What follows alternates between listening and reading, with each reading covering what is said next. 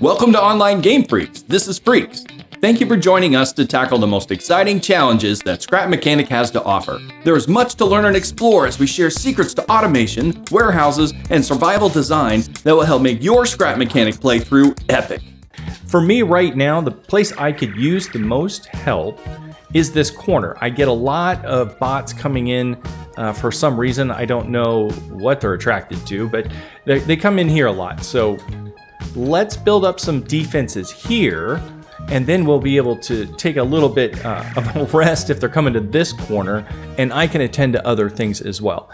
So a good solution, of course, is we can put down a nice, I'll put it on good metal so it works real well. We'll put a mounted gun here, put a sensor. I think I can put it right on it, right? Yep. Boop. Like so.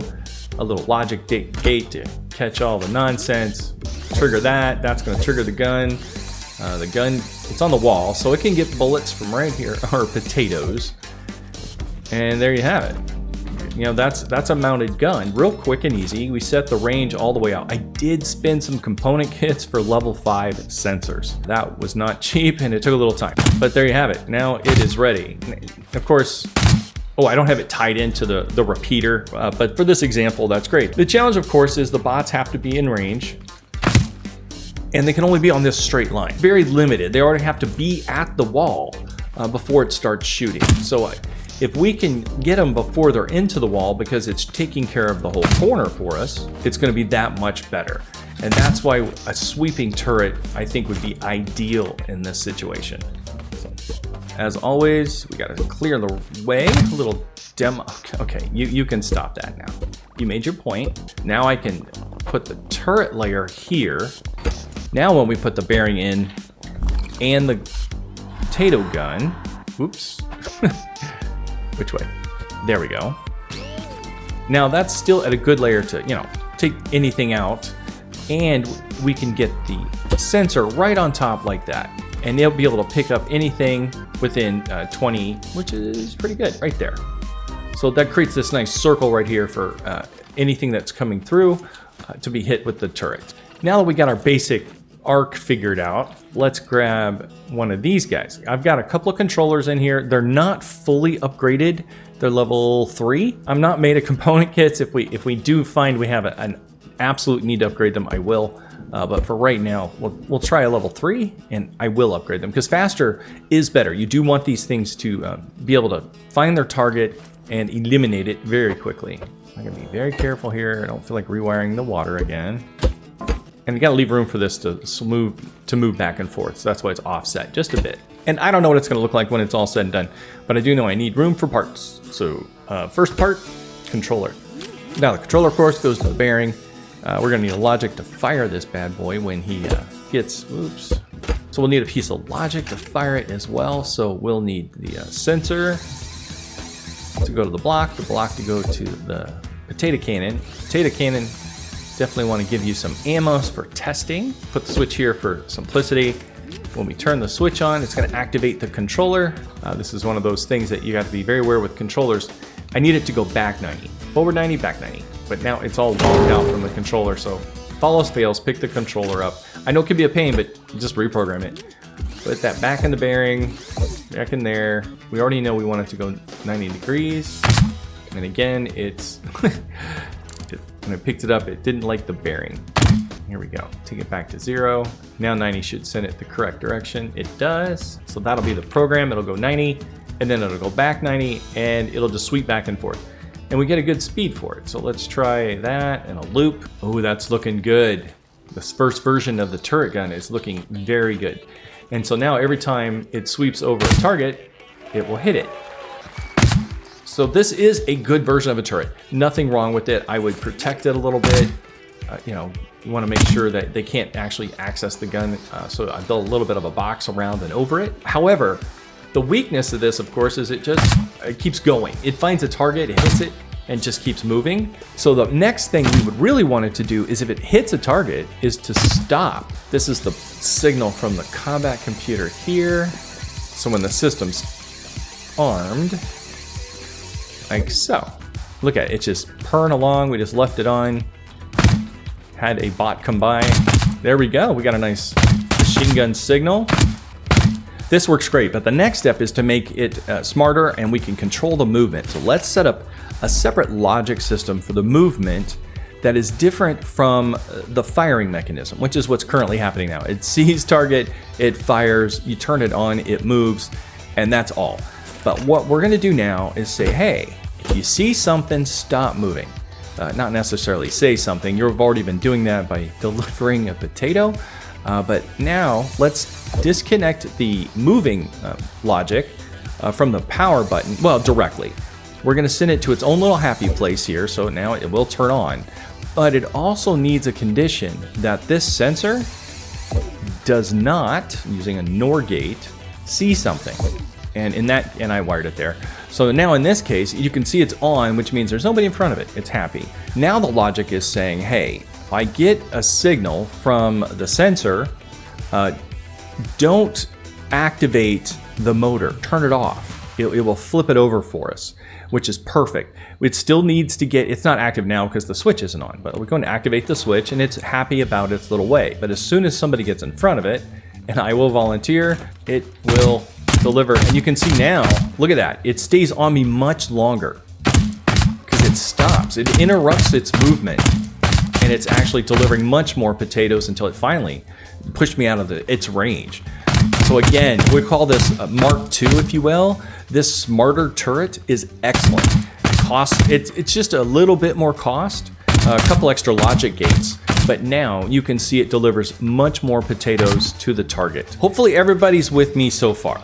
This is a great system and it will work very well just like this without hogging too many resources. I certainly, it's not spaghetti. It's not too complicated to code, and I encourage you to try this. It's a lot of fun, and you can definitely put it on a whole wall and do the 180, or if you want, put it in a field. Give it some potato canister so it will have its own ammo, and set it to 360 and have fun with it. All kinds of opportunities. Now that I'm thinking, that actually sounds like fun, but don't let me get distracted because I want to, hopefully if you're keeping up, is kick this up an entire notch. We're going to make it even smarter and more deadly because that's always more fun. But the main part of this is you can see how it just locks on and it's not smart enough to know where the target is. It just says, hey, I've got one, or I don't have one, and it just continues its sweep. So what we want to do next is to say, hey, I know I've got a target to the left, or I know I've got a target to the right, and based on that knowledge, it moves and hits its target. For the final iteration of the turret, I've cleared out everything. We're gonna start from scratch just because I wanna move some stuff around and have a different concept for how the turret's gonna work. Instead of from the bottom up, I'm gonna hang the turret and just need a fresh start for that. So let's get our tools going. So doing our counting, we've got the buffer piece, we don't want it there, so that will be our first sensor. This next piece will be a gap, and then the center will be right here. So that's where we want to hang it. Oh, and it looks like I might have guessed correctly. Okay, all right, let's hope that's a sign of other good things. So now, same thing here though. We've got the buffer, then we got left sensor, gap, center sensor. So right here is where we're gonna hang it. So we'll just go ahead and start with a bearing, get our post, and we're gonna need 3 of these. The logic on this will be, one will be just left and right as we had before. It will scan the devices, and the other 2, one will go left and the other will right. I know it's too tall, but by how much? So if we put the sensor there and we have the gun right under it like so, it looks like ideally I would want the sensor here and the gun here. So we need to come down 2. There we go. And the center sensor. There we go. We get a nice little noise. Let us know when it's on and off. And that'll help us instead of wasting potatoes. We can just see when that one's firing. While we're here, I might as well sketch in the rest of the sensor array real quick. Like that. It's all 3 sensors. Let's turn these all up all the way. There we go. And only the middle ones make a noise. We don't want all that racket. Now let's make it do stuff. So let me build a panel back here. Is that nice and free swinging? Ooh, okay. I mean, we're not gonna have that kind of heat coming off it. So it shouldn't be a problem. I think it's just because these little wiggles in the bearings, but it's not gonna be spinning fast. That won't be a problem, I hope. Try to put the controls a little low. Maybe put them down here where I can actually see them, and I can see the, I want to be able to see the turret while we're testing. There we go, like a service panel. Let's start with the power switch, always the best place. Green up, always. We know we're gonna need 3 controllers, so let's go ahead and get those in there. I'm gonna have a left controller, a center controller, and a right controller. I think I'll snuggle the timer right between the controllers, and then let's put down our logic gates. I don't know exactly yet how this is gonna play out, but let's, ooh, no, upside down. Perfect, perfect, perfect, perfect. Okay, and those will be the good news, and I think I need at least 1 NOR gate, like that. That's a basic setup. Oh, where's my switch there? I've got a test switch over here. Let's start controlling that movement, and I want it controlled by this AND gate, so if that's off, you're off, buddy. And it reset. The conditions for this is this NOR gate has to be off, which is fine. And that'll be triggered by the sensor. That'll be that off sensor. But for right now, we're gonna use this switch as a sensor. If the sensor is off, meaning nothing's in front of it, everything is great. It picks up a signal. It needs to interrupt and turn this off, and the rotation needs to stop immediately, which is exactly what it's doing. Turn it off, and it resets. It's just off, and it's going about its business of just going back to the off point. I don't want it to start immediately. It needs to delay to give the sensors on either side of it a chance to pick up a bot and perhaps make a correction. So that's what the timer's for. So for that, we're gonna say the timer has to have reached its limit. We're gonna put it to a logic gate and then straight to this. And for testing, let's give it a couple of seconds. That's about as, yeah, that's about as long as my patience lasts. So now power switch goes on, it triggers the gate. There's no logic on it yet. 2-second timer starts. It should trigger this as long as there's nothing in front of the sensor, and everything should be on at this point. It should be pacing back and forth, and it is. And if I turn this off, it's gonna wait its 2 seconds, turn itself off, and reset. And if I turn on, it's pacing. There it goes, it's running. And if I hit the sensor, this should stop it, and it does. So that's working. So far, we're able to start and stop. And if we had something jumping in front of a sensor, that would be working as well. When it stops, I want it to stop and reset everything at once, like this timer it's doing here. Like if I turn it off, see how it resets and then turns this off? So to fix that, what I want it to do is when this triggers, it's gonna turn them both off. So now it'll be immediate. There's a delay to turn on. It's also immediate. Oops, sorry, that's the power version. Over here, something trips the sensor, which is what I'm going for. It turns off immediately. Trip the sensor. You know, in this case, it would be something leaves the sensor, so it just takes a couple of seconds and then resets, which is great. So now what we want to do, let's, what do we got up here? We got that I'm going to tie, instead of the switch, going to tie in the sensor, and it's moving a little bit. It's a little hard to catch, but that is now the sensor will do the same thing the switch does. And we want the sensor on the right to be controlled by the logic on this gate here, and the sensor on the left to feed this gate. And these gates will feed our controllers. There we go. Now what these controllers do is if this controller picks it up, it says, whoa, I need to swing around to make sure that the gun is pointed at me. And sometimes you gotta figure out which way the bearings need to go to make this work right.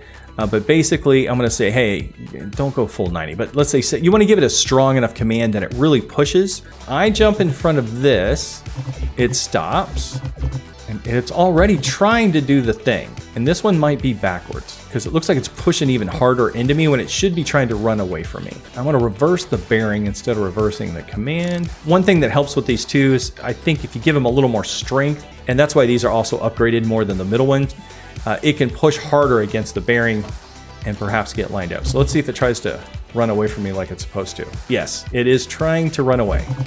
And now the gun's locked on, taking bullets, it's pushing me, bullet, bullet, bullet. Yeah, or potato, potato, potato, potato. And there it is. It's now really trying to lock on. Not only when these sensors hit, do they need to turn on their controllers, but now that we've tested the off button, they can also turn everything off as well. So we'll have these both go to this NOR switch, like so. So now it'll be just like it hit the switch. They'll lock down the controller in the middle, like that. I want it to get the signal from the actual command center as well, so it gets that nice machine gun signal. So we're gonna go ahead and build that trigger here. So to get our rapid fire signal, let's run over here, and I believe it's this one. Put that into our trigger box, like so. We also want to make sure that this turret is happy.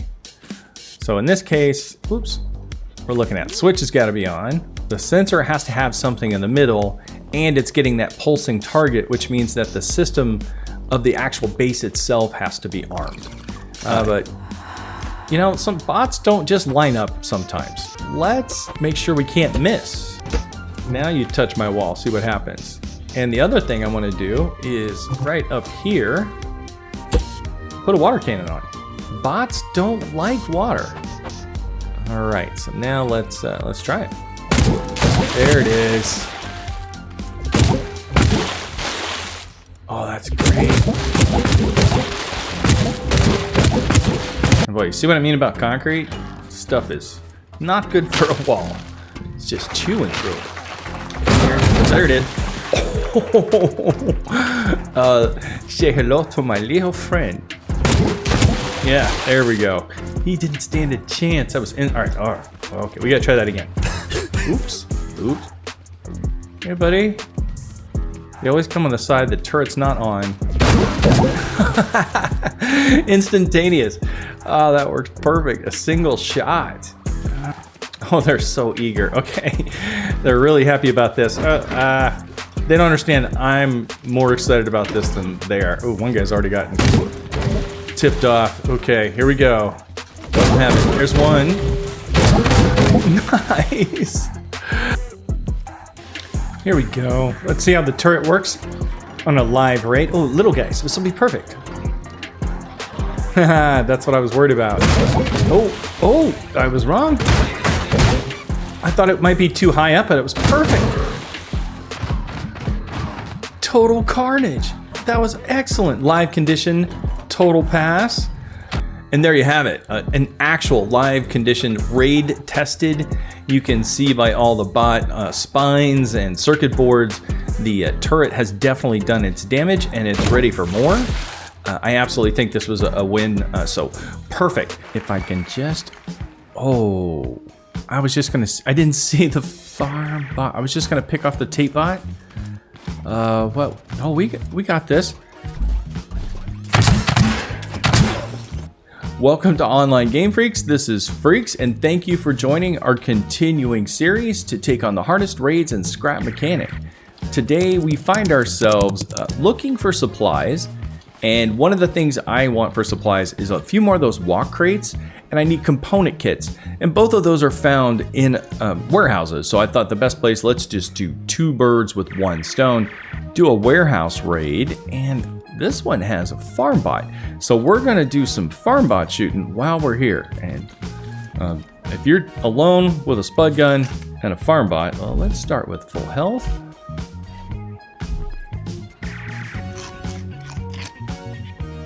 Never hurts to be juiced up. And really the best recommendation I can make is get as far away as possible. These spud guns shoot a long way, and we have a nice angle here. I should be able to get him before he gets even near me. There we go. It's about 50 potatoes. So many potatoes.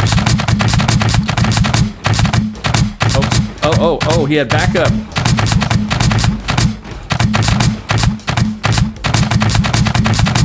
There it is. Whew. Victory. And there it is. Warehouse key. Here you go. Nice. We're back on the hunt, and we're going to try to do a little better than we did last time. The kill death ratio wasn't the most stellar, but we got it done. And we're going to do the same here. I hear them. Oh, there's one right there on the other side of the post. I didn't even see him. All right, we got it. You just scooch right there. Look at that. That was definitely two potatoes. Okay, we'll just give a minute to regen that a little bit. Ooh, I see trouble right there. Ugh. Right over his head. Oh no, he's got backup. I think that hit. Yes. Whew. Oh man, busy corner. Yikes, and I still hear more, but we're doing much better. There's one right there. That's fine. Oh, there's two. Oh, this one's trying to sneak around. I'm not falling for that. All right, so far so good. I think there's a second one though. We haven't caught him yet. Where are you? He's in here. There he is. Oh, he got me. I can't get another hit, or it's back to the truck for me. Oh, there's two of them. Oh no. Get around the rosy, gentlemen. Oh, there's no way I pulled that off. Yeah, you stand behind those cardboard boxes. There he is, right there. Down, please. Yeah, right. Corridor looked too quiet. I knew there had to be something. Utility. This looks like the way out. There's the elevator to the second floor. We did good. We got the whole first floor done without a single death. There was close. Okay, I admit it. But we didn't die on the entire first floor. Do my first floor victory dance. Yeah. I hope I haven't jinxed it for the second floor. Let me take my meds here. Take some food. Let's see what we got going on around the corner over here. Yeah, they're right behind the tape. Yep, there's movement. There we go. And he's right there. So I need to hammer the bullets. Here we go. Good. Oh, I think it's something else right there. Oh, that's just the spinning battery. Yes, I will take a component kit. Thank you. I can't see anybody behind that. Oh, there's an exploding tape bot. Ah, yikes. All right, well, like, where can I duck? Maybe that corner? Yeah, this might be. Where is he? He's right there. Just once you break through, you got to keep firing. There we go. He can blow up down there when it doesn't hurt anybody. Oh, he's right there. Yeah, oh no. Guess I can run. Okay. The fire and keep firing. Hopefully this doesn't aggro him. Because if he starts shooting, everything starts blowing up. I think I'm gonna have to double tap this. Alright. Go, go. Oh, I didn't get him. I didn't get him. Not safe to play with. I'm hiding behind cardboard again. Don't ever do that. You will regret hiding behind cardboard. These aren't much better.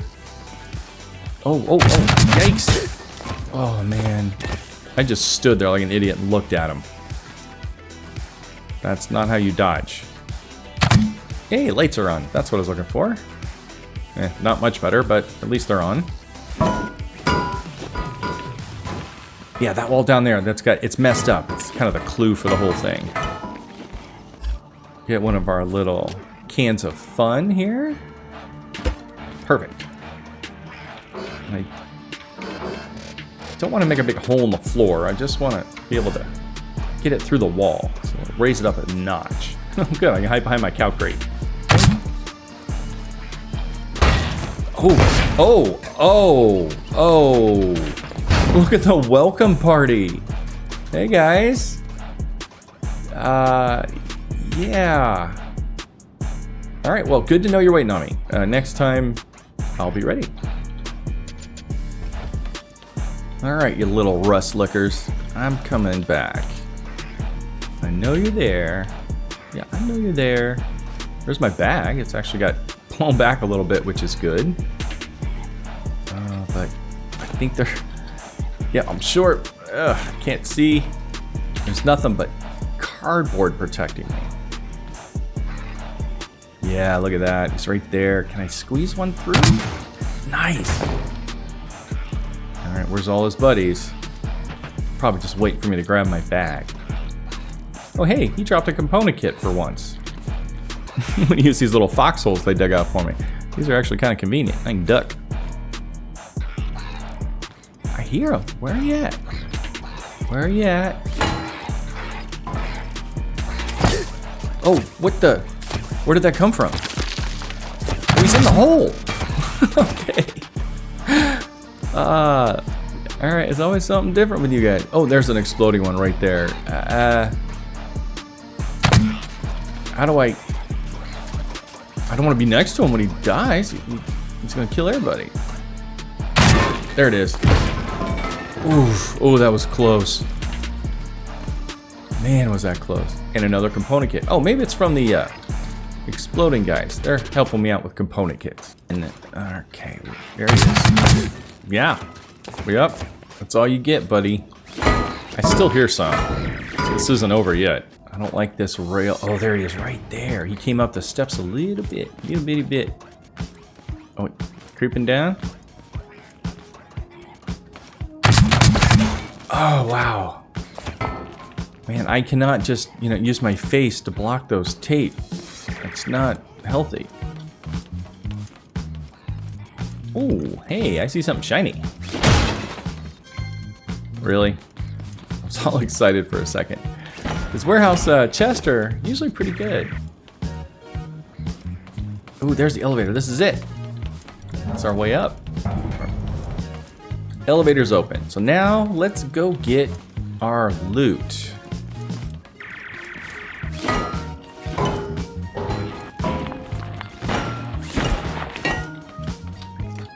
Knock him over the rail here. Oh. What the? Sorry. Oh, man. Sorry about your crane thingy. Wow. I didn't see that coming. But now I'm thinking it's loose. Maybe I can take a little bit of that home with me. Parkour. Yeah, I say parkour almost every time I make that jump. Part of my process. I don't need the encryptor. The trophies from this one. I don't really have a use for them. They look cool, but but they're indestructible. I do like indestructible. Give me some good stuff. Good. Oh, okay. That's a good garment box. There we go. A nice seat. And a banana. Alright, these chests were just really disappointing. Not a piston, a suspension, something. That was pretty, there's 10 component kits. That's nice. Alright. Wow, those chests were really kind of lame. Little boom boom. Oh, alright, I missed.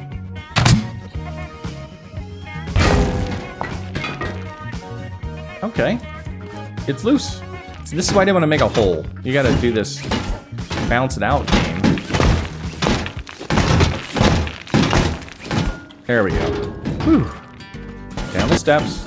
There we go. Whoa, no. Oh, now we just need the final hole here, and we can take our trophies with us. And same as before, I gotta make sure I keep this up in the air, or we're gonna have a heck of a time digging it out of a hole. Lovely. Oh, it's still got a lot of this floor. I was hoping to save a bunch of that. Now we've got like a hole under here. It makes getting these little flat things a little tricky. Do I have any more explosives? I do. But this thing. Can I have any of these parts? I bet that's really heavy to hammer. But let's see what happens if I blow one of the arms off of it. Put it here in the middle and see what happens. See if we can get some chunks. This thing hits so hard, though. Okay. a little more directly under it than I had planned. No. Oh God, dropping them blows them up. Oh, okay. We learned something just then. And I still didn't get any of my parts. Holy cow. That didn't break. I don't know what this is, but you can't break it. That's impressive.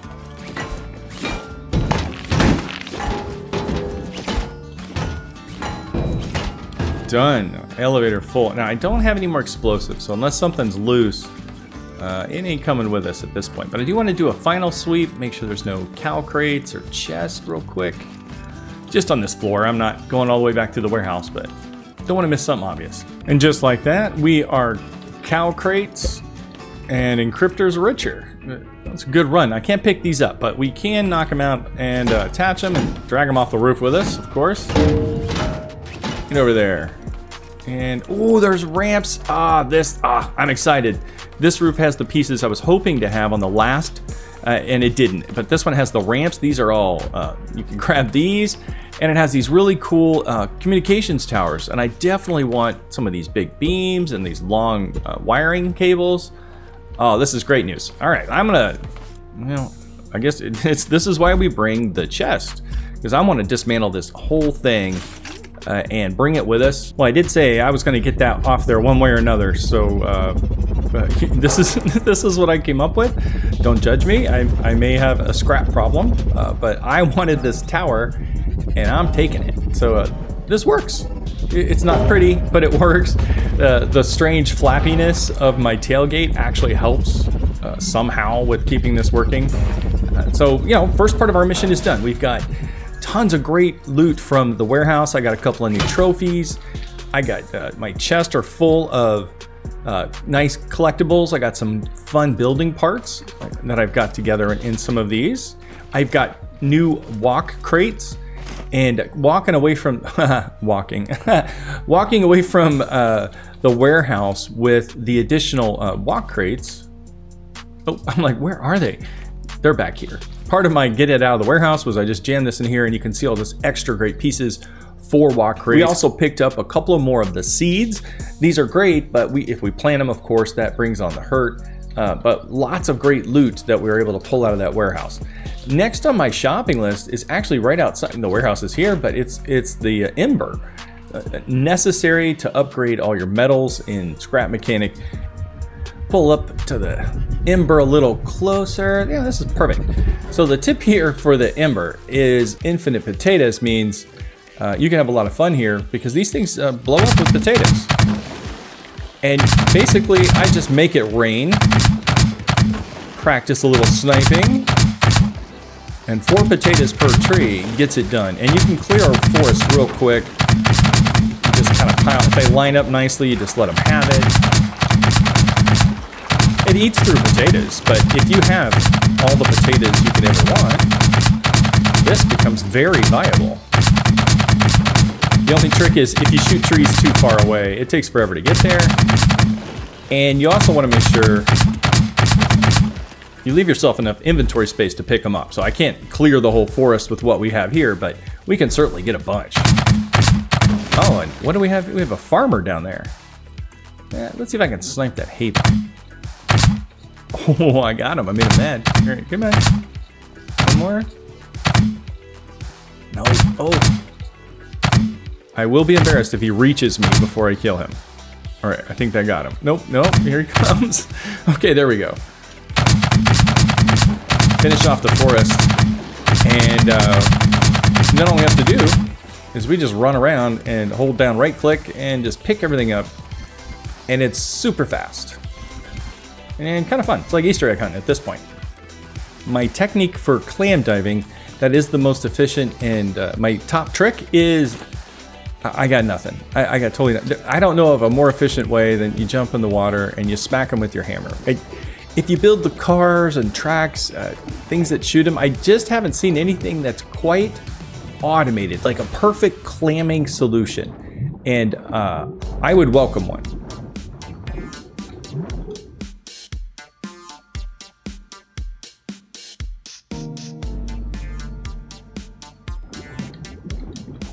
one more clam in here. Oh, there we go. Oh, we're full. Okay, mission accomplished. We've gotten clams. There we go. Back in our tower car. I'm really not sure about this look we've got here or how well this is going to drive, but I want it, so we're dragging it home. This is going to be an awkward drive. It's swinging left and right all over the place. Keeping it straight is going to be impossible. But that's my problem to worry about. I'm going to take this sucker home, one way or another. Oh, jeez.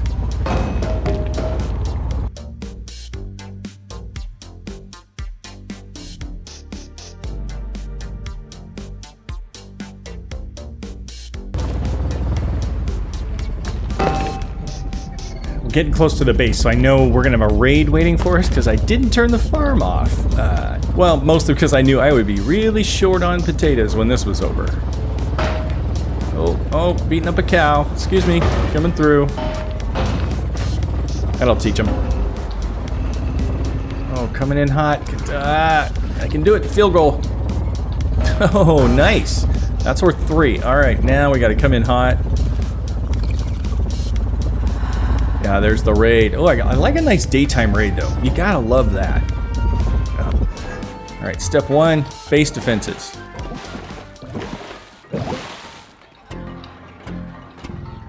There we go. We're hot.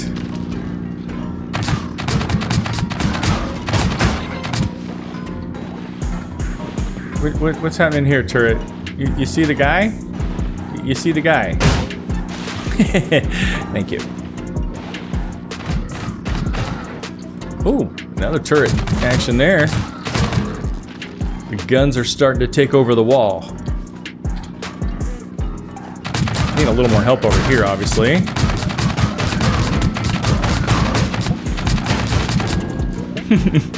Mowing bots is like mowing the lawn. Hey, I really like that rare daytime raid. It's so much easier to fight them during the daylight. Turn this noisy thing off.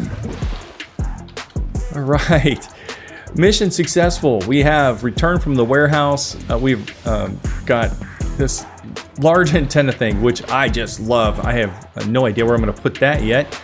I've got a basket full of clams. I've got tons of ember, so our supply run is successful.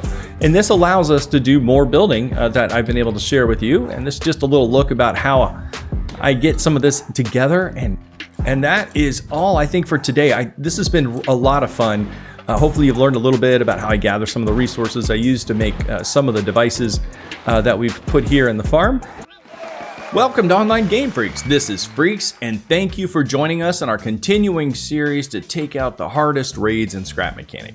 In today's episodes, I was noticing that I'm enjoying my lovely new kitchen and dance club, and then I look over here at my poor little workshop. I mean, it's a testament that I have been able to put this amazing village together out of that tiny little workshop, and I think, you know, sometimes the Scrap Mechanic is due. It is build a new workshop time, and I am so excited about this. This poor little shack. It was mostly here. I just kind of expanded it, and I rebuilt chunks of it to make room. I had to raise the roof, woot woot, to get the bod in here on top of the chest. And it's cramped. It's tired. I have no more room for chest. The bathroom is, well, it's embarrassing. So this has got to go. The first step, of course, of getting this out of here is demolition. We've got to take all the stuff out, and I'm just going to take it down. There's no point to it here, so we might as well just get busy. Let me get the tools out and get to work with a demolition. Sorry, buddy. Just temporarily.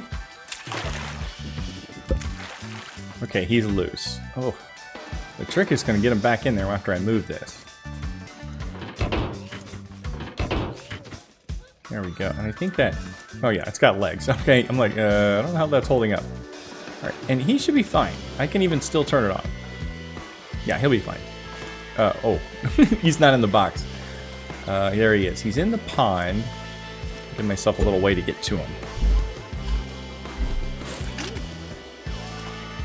There we go. Now we pick up our glow bug. Come here, buddy. Yeah, hi, bud. No problem. Just temporary accommodations. There you go, buddy.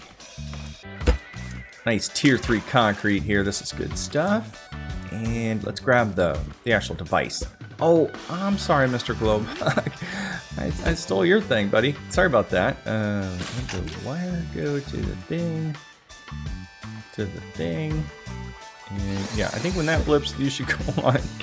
Sorry about that, Mr. Glowbug. As I was saying, let's put a post here and attach it to where this one. Funk. And I need the water. Let's put that over there. I need my switch. And of course, you gotta have that thing. All right. Let's put, I think this will work right here. Just put it nice and close. There we go. And we'll put this thing on top of it. I like it horizontal like that. You can get a nice meter.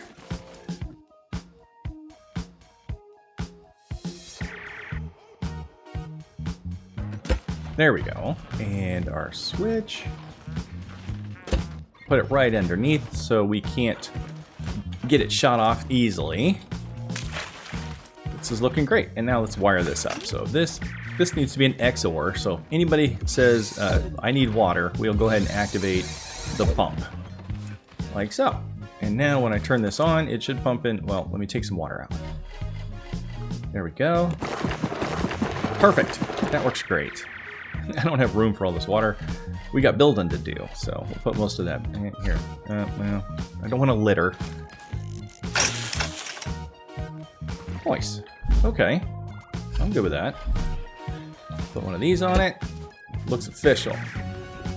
And it does line up. It just doesn't. It doesn't line up. Looking good. Looking good.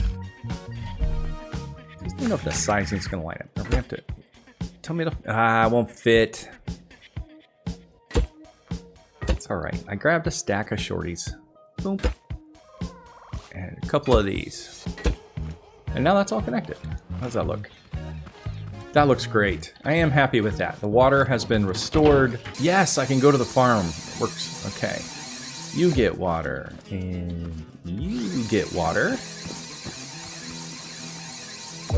And you get told what to do by this big switch up here. Water project done. There's always, oh, I stuck that there because I ran out of inventory space. But the water, this part of the water brick is done. We'll still have to do, we'll have to put our buddy back in the water, but not until we get the workshop going and I have a feel for how we want that to look. Got the floor, not really the floor, but we'll call it the lower deck.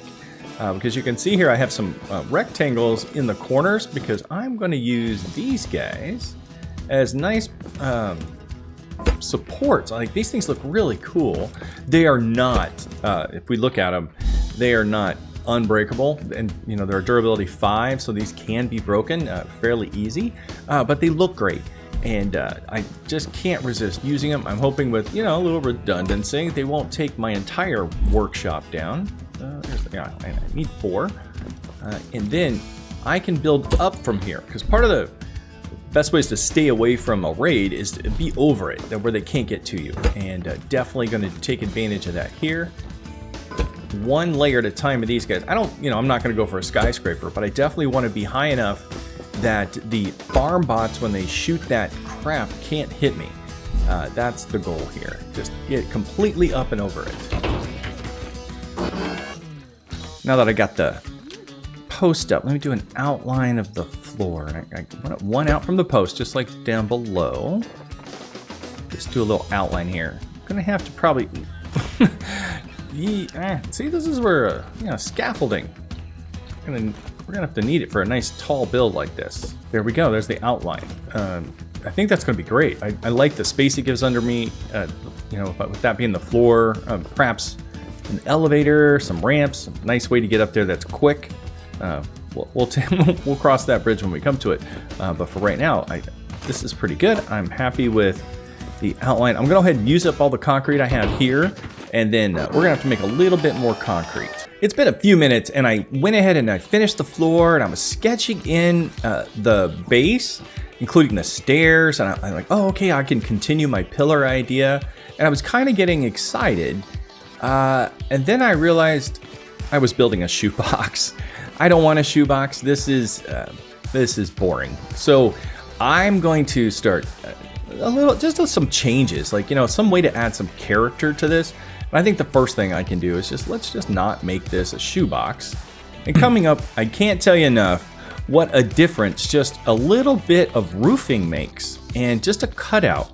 This is just so much better. It's not a shoebox anymore. It's got some style. I got these twin roofs here, and in the back we've got this nice wide open flare roof. I think this will draw in a lot of openness. It'll make the workshop a lot more fun. You can see I sketched in a couple of doorways here, big double and a nice single over here. And I think my plan here is to make the left side my offices for the workshop, and then the big open area the actual workshop itself. And then somewhere in here, we'll put in an elevator eventually. For now, we got this nice ramp, and it's all lining up lovely, and it's nice and quick to get up. So next up, I did want to take a look at these areas here. I don't want to close them in entirely, but I do want to cover most of these. And I'm going to use some wood. It's getting very industrial in here, so I thought we would soften it up with a little bit of this good material for the wood. Yeah, I think that's going to look nice. And for that little one, I think I will go ahead and just close it up. I'll leave some windows in for the big ones.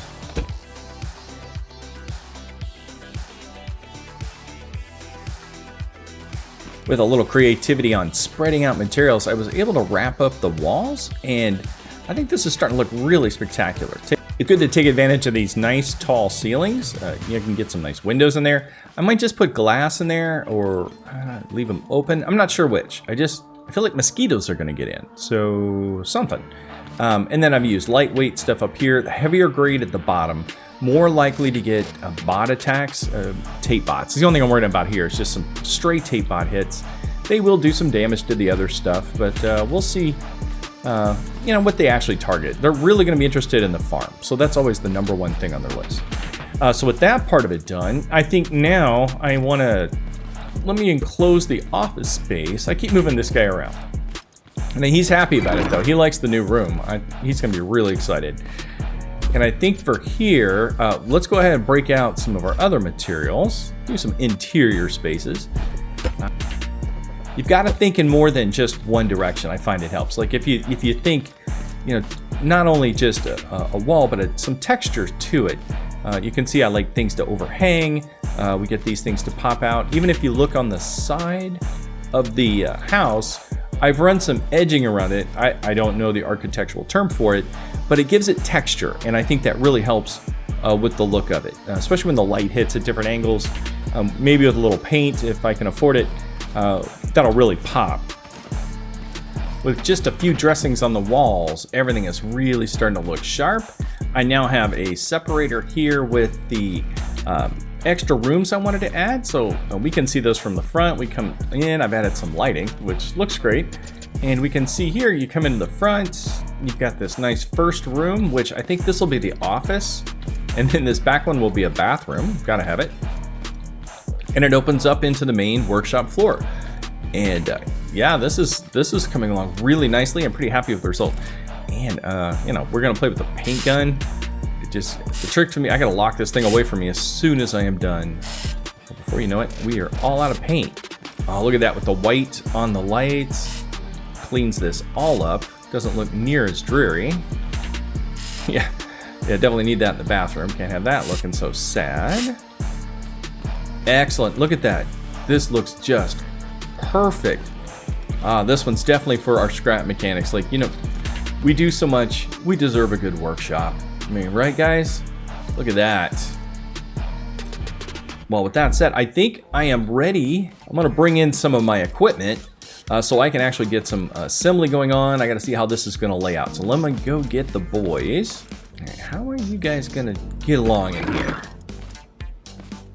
What do you think?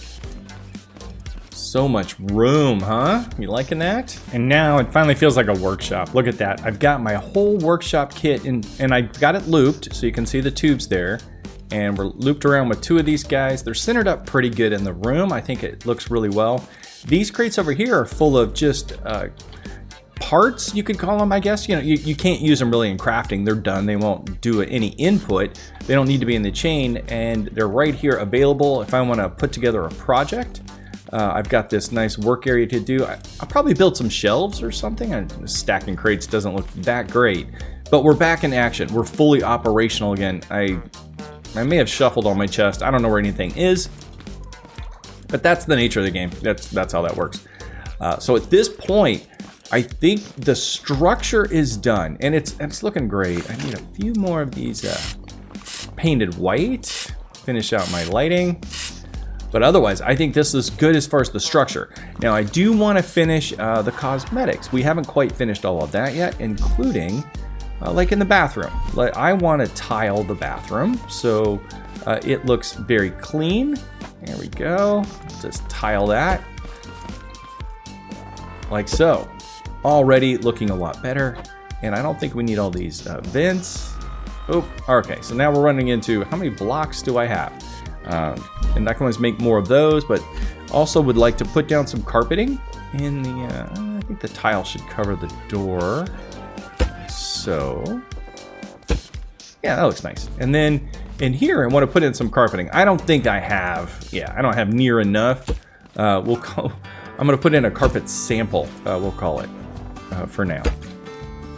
But I'll make more of this, and this is going to look great. So we have a nice bathroom area, and we have a nice office with carpeting, which will be nice and cushy on the feet, and maybe some step-ups here. You know, if I get some wedges, you know, those are always important. Go wedge gang. But right now, I just need to get in the rest of the floor and some cosmetics, and this place will be back in action, fully ready for some builds of the future. The cosmetics are coming along really well. I've even got a fan going up here, and I just wanted to share with you. I'm just gonna put this together, a little bearing. And if you use one of these little hubs, let me put this together on the lift, and we can weld it on. But just take one of these, and then we attach the little blades. And use that. That's not how fans work. They gotta go different directions, or the same direction. There we go. We got a couple more. There we go. Looking like it's, you know, it's too bad that boating doesn't work. You know, the water physics and Scrap Mechanic just aren't there yet. Because, you know, this would be a good prop. This would be excellent for boating. All right, flip over. I'm just flip it over. Flippity. Flippity. This game. There it is. Okay, don't hit it again once you get it right. I don't think I can. What, can I weld onto a bearing? I don't know if that works. Oh, it does. Okay. And that should be spinny. Look at that. That's great. And I'm going to put a little controller on it, just a, you know, just a level 1 controller. I got a little spot down here under my hazard sign. I don't know what this is, but it looks cool. All right, now. Oh, I need a switch. Where's my switch? Here we go. And where do I just, no reason to get fancy. Like, you put the switch on the fan, you know, the thing that it turns on. No reason to get any more complicated than that. So we'll put that in the controller into the bearing. And this we just make go 360 when it's turned on as fast as it can, and it doesn't need to go. Oh, okay. Let's go faster. I happen to have component kits on me, so why not? All right, 360. We're on loop. It's up to its limit, and we turn on. And there it is. It's feeling better in here already. Look at that. Huh? Okay, it's a fan. I get it. It's not that fancy, but cosmetically in here, it makes a lot of sense. You know, we've got a lot of workshop stuff going on. It's good to have a vent. So I'm excited about that, and it's a little moving interest piece for that nice tall ceiling. I'm loving the ceilings in this place. And then, of course, I added a little more to the bathroom. I kind of polished this in here. We got the business end of things. Got a double sink, his and her sinks. That's very important. Little plant for warmth. Of course, I'm still trying to get a hold of the carpet guy. Need to get that finished. I want water supply. One of the things that happens if I make concrete or if I'm upgrading metal is I have to keep manually fetching water out of this guy. And I don't want to do that anymore. What I want to do is get water out of my pond on demand and feed it into my chain. Let me grab this. Oh, sorry. Didn't mean to turn you onto water. We're not trying to pull up the water. Oh, hey, got a couple extra of those. That's good. Oh, and I did move Gary in here. Yeah, Gary's got his new home. It's a little cramped. There's no reason for that, but I just took his old cage and just slapped it in here. And he's happy as could be. You know, he's glow pooping. That's what Gary does. One final project before I'm going to call this a complete for now. You're never done upgrading your workshop, but I think we're so close to the point and it's fully functional again, and I'm very excited to have it new and improved. But what we do need to do is, oops, I'm putting a gate in so I can drive my truck in underneath. I need a little control panel. I need some place to put the controller. Yeah, something like, you know, like that. And then I'm gonna put a button in here. Something I can hit from the driver's side as I come up, but it's safe from most bot activity. In fact, I'm gonna go ahead and reinforce this railing double wide, just for a few bits. There we go, lines up with our light pole. But now I can put this, oops, I need to put the switch and the controller in, so we'll put the switch. The neighbors have showed up with our metal delivery, so let me, okay, no, forget me while I got a weak spot.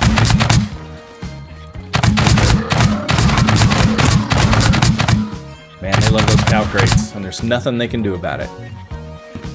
Okay, where were we before we were so rudely interrupted? Okay, there we go. Yeah, we're working on our fence, and you can see I needed it. They came right in through the gap. That could have been terrible had they been really meaning business. All right, now hold on here. Put this in here, like so. Oh, all right, we'll do with the battery. And I want to put the switch. Oh, no, gotta have the green side up. Perfect. Wire, wire, wire. Super simple. And let me finish the bar here. Come all the way across. Little bracing, little overlap, just so it makes sure it gets in there. And then I'm gonna put safety block. Not that anybody's gonna mind it, but I'm just putting it up for safety. Here we go, like that. And I'm gonna add a little weight to this. Not because I think it needs it, but I think it looks more official. Is that gonna hit the ground? I don't know, we'll see. Maybe up a notch, like that. There, kind of looks like a weighted a box now. It's expensive metal to do it with, but it gets the point across. And now, oh, we gotta program it. Let's see. Maybe I got lucky and it's the bearings the right way. So 90 degrees. So I'll be in my car like, yay, I'm arrived from my trip. Hit the button. Oh, that looks great. That's awesome. Okay, and then I can drive in. This is the maiden drive in. It's the right, oof. She just fits. I really can't get my truck any wider. But look at that. She is home. What the hell is that? Scrap Mechanic, stop it. Look at that. You add a block and it somehow calms down. And just right underneath it, we're gonna add a little block. Here we go. And instead of the switch, you don't go there now, you go there now. You go there. We're gonna slap a switch on the other side. Like so. And now you also go there. And we make this an OR gate. Meaning that if either one of them's on, it's gonna stay open. Oh, wait. Oh, I think XOR works better because it it flip-flops. That way, no matter which side you're on, you can open and close it. No matter which position the switches are in. Like that. There we go. With an OR gate, I'd have to turn them on and off. And I don't need to. Now they're just toggles. That's perfect. That absolutely is perfect. I've got a working, functioning gate. It's not hitting a thing. It's mostly cosmetic anyway, but that looks legit.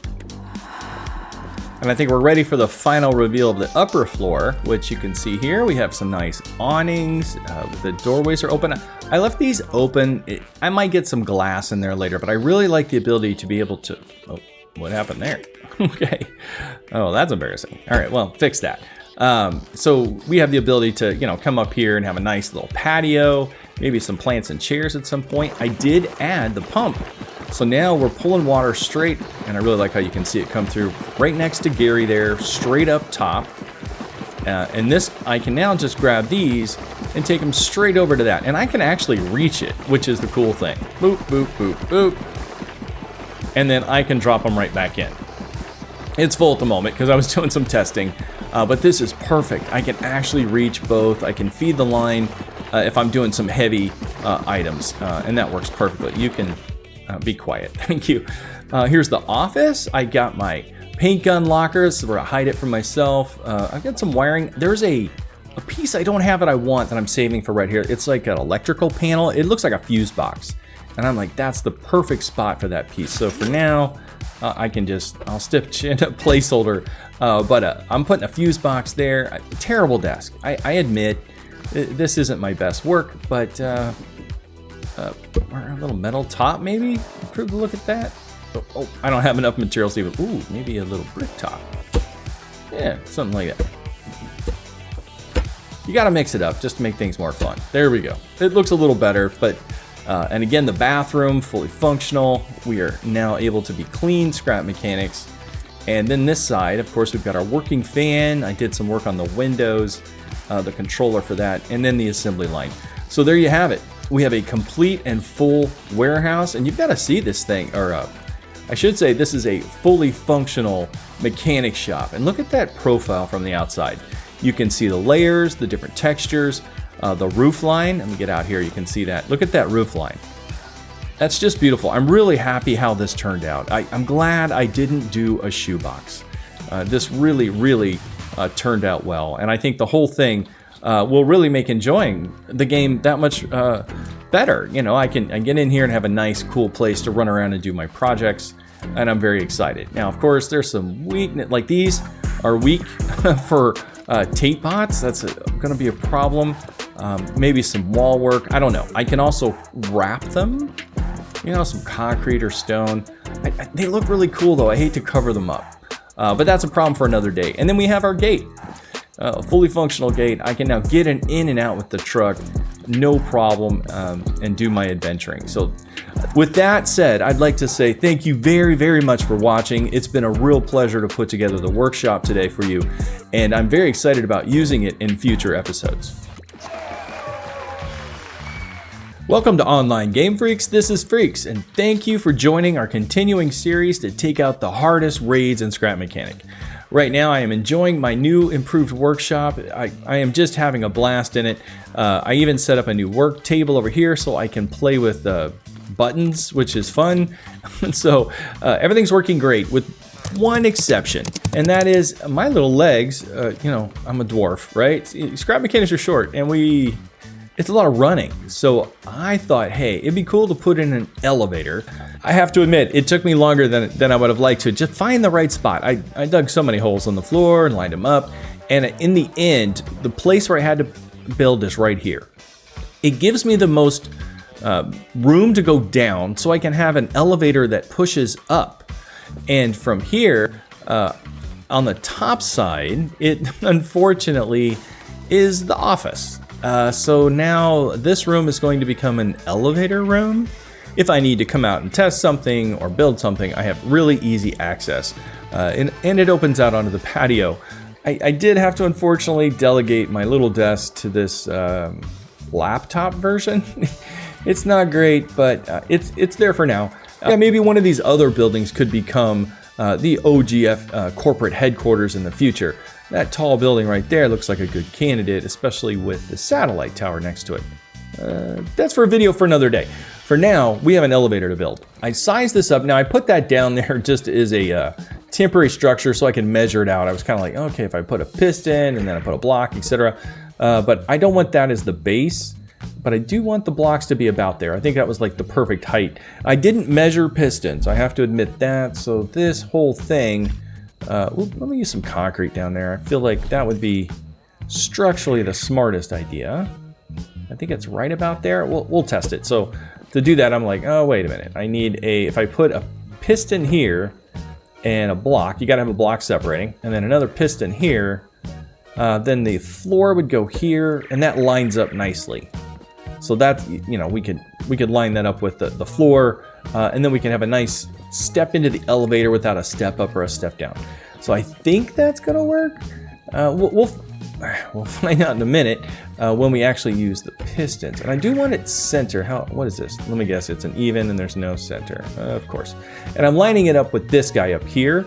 I was going to use this, I think they're caution signs, as the actual deck of the elevator itself. I was using that to kind of measure where I wanted it to go. Like so. There we go. Now we'll test the sign. Does it fit? Get in there. Get in there.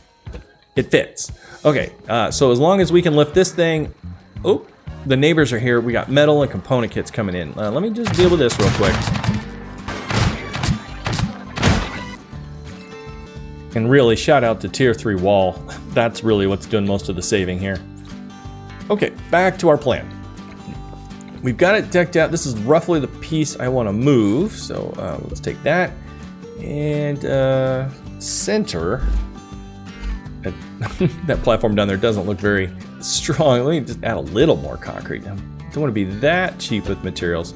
I also don't want to, again, have this destroyed by some weird tape bot hit. So I'm just going to cover up the edge. I don't want anything to touch the piston.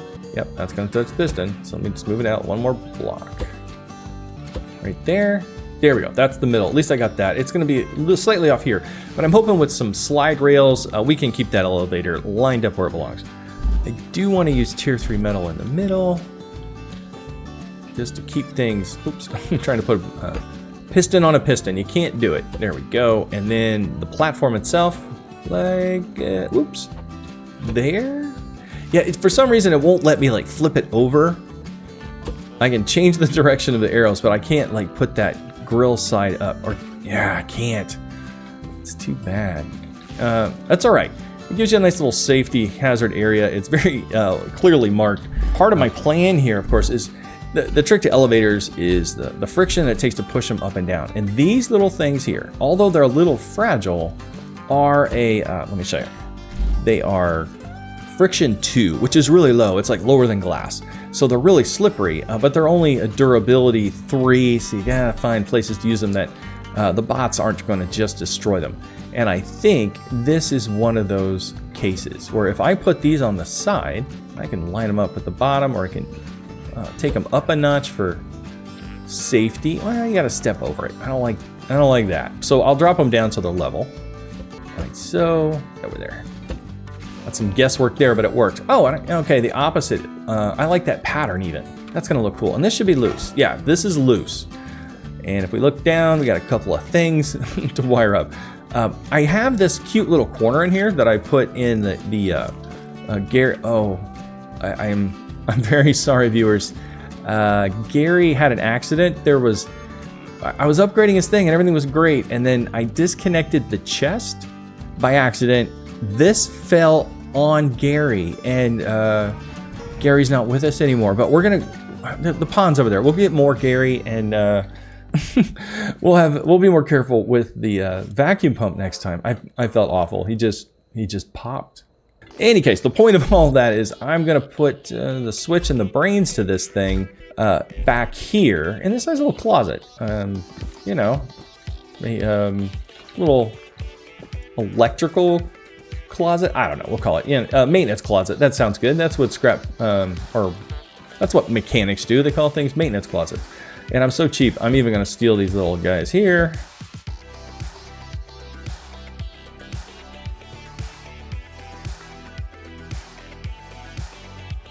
There we go. Perfect. All right. Now we need to figure out how we're going to program this so that these guys go up when we hit the button. A quick side note before I move on a little further, I want to thank Alaric1733. You were right. This fan blade, of course it's spinning, I don't know which one, but was backwards. Definitely throwing a wobble into the works, you know, ruining efficiency. So thank you. I really appreciate you catching that. I don't know how you did. You definitely had an eagle eye for that.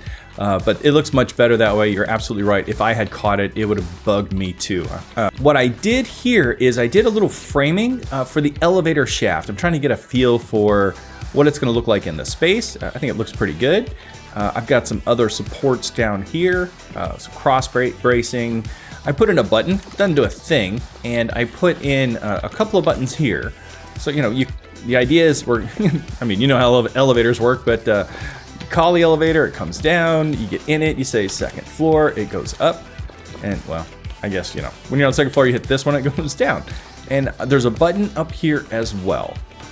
So what we have, where did I put the elevator? Did I put the elevator?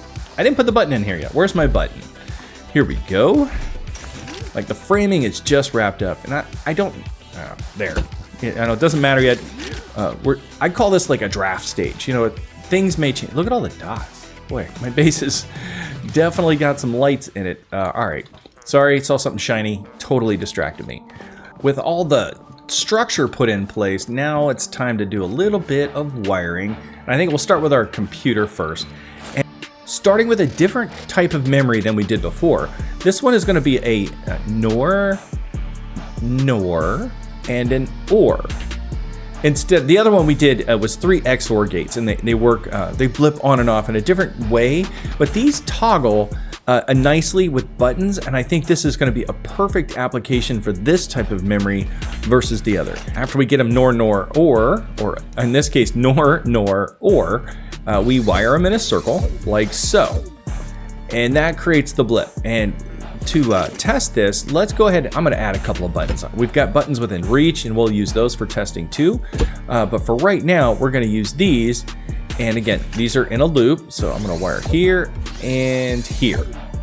And what this allows me to do is if I click a button, click the other one, it flips the toggle. And what we want to keep an eye on here is this gate. This is going to be our on and off for what we're trying to accomplish with the pistons.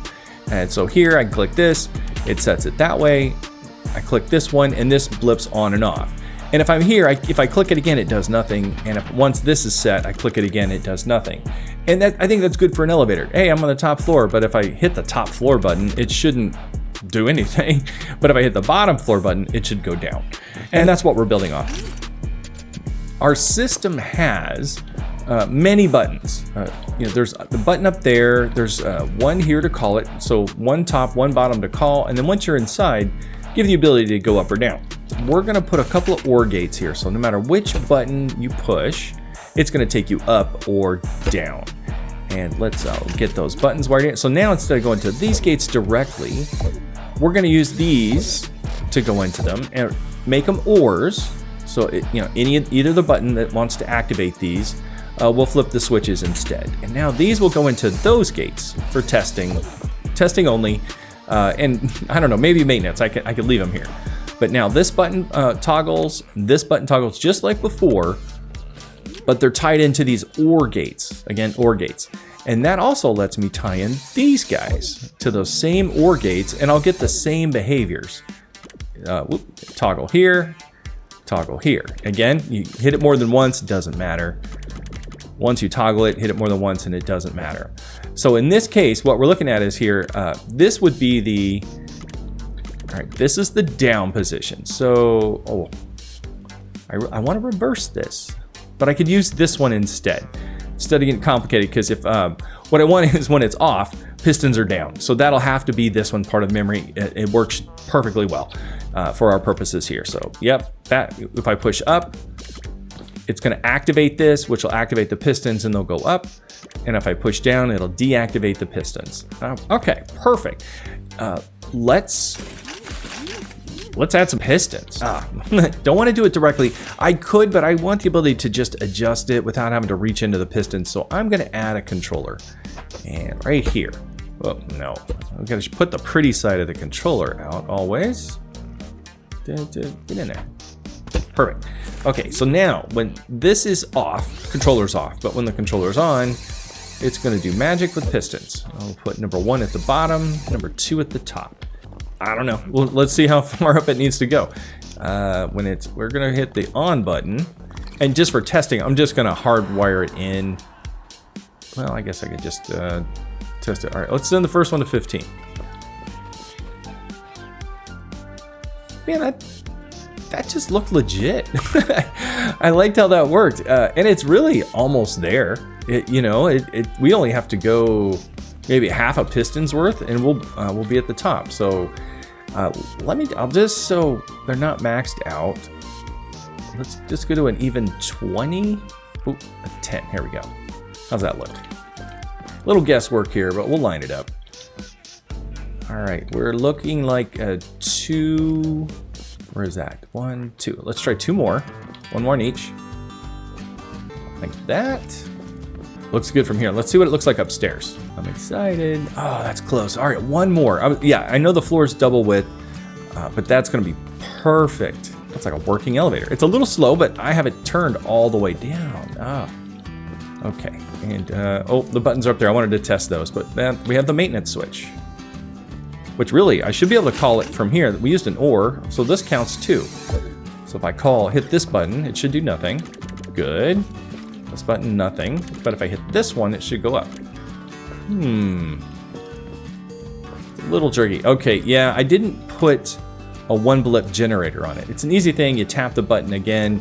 I thought it'd be a little, because I could put one on each side to put a bit generator on it. We'll see how it performs. If it, I didn't adjust it. If it underperforms repeatedly, I can make that little adjustment. I guess the number 1, you can do the heavier lift here, and I'm gonna speed it up there. I don't want it to be too fast. Let's see. Oh, that looked nice. Can I have lift? I am here. I can work. Now, if you did notice, if I send this elevator up, call the elevator, it's working great. Oh, that's good. You can test it from here. If I send this up, we have an OSHA hazard here by far. This is not okay. So we need, just like in real elevators, a safety mechanism of some kind for this. I really don't, I can make it look better by filling it in, but I don't want to just rely on me just not falling in and having to jump in. So I'm going to try to do something that looks cooler. Let me grab a piston here and here. And what I was thinking of is dropping a gate, when it's up like this, just to have a gate come down and, something like this. I haven't really thought it fully through yet, but this is the general idea. Where's the stuff and what makes it, I don't know. I'll try this just because I like to mix up my patterns. Okay, so how would I make this work? It's very simple, like that. The idea is when it's in this position, I want this to be down. Try to use this block material. It looks pretty cool. This elevator build looks modern to me, so I think I'm just gonna lean into it and just go full modern. Oh, that's too, I gotta be able to get under it, guys. Come on. I'm short, but I'm not that short. Because when it's down, I want to be able to, enter the elevator. Nope, still too short. And I think just a couple. Need a safety rail. It doesn't need to be a wall. Oh, the neighbors are here. 1 second.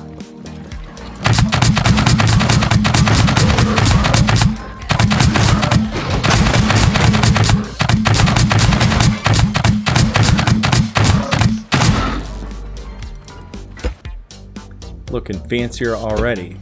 There we go. That looks great. And when the elevator's down like this, this is what we want. Everything is good to go. But as soon as I send this up, we want to activate these pistons. And with one controller, and I think I upgraded this pretty good. Yeah, we got plenty of open spots.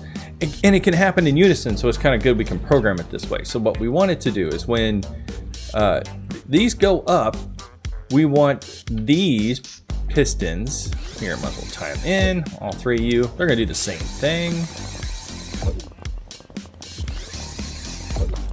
Like so. Now we can control that height here, which is perfect. And well, here, let me just test it. Oh, wait a minute, here. Like that, let me just send it. There we go. And with the elevator up, we want to make sure that those gates are down. So these are extended, and these are going to extend. Oh, I don't know how far.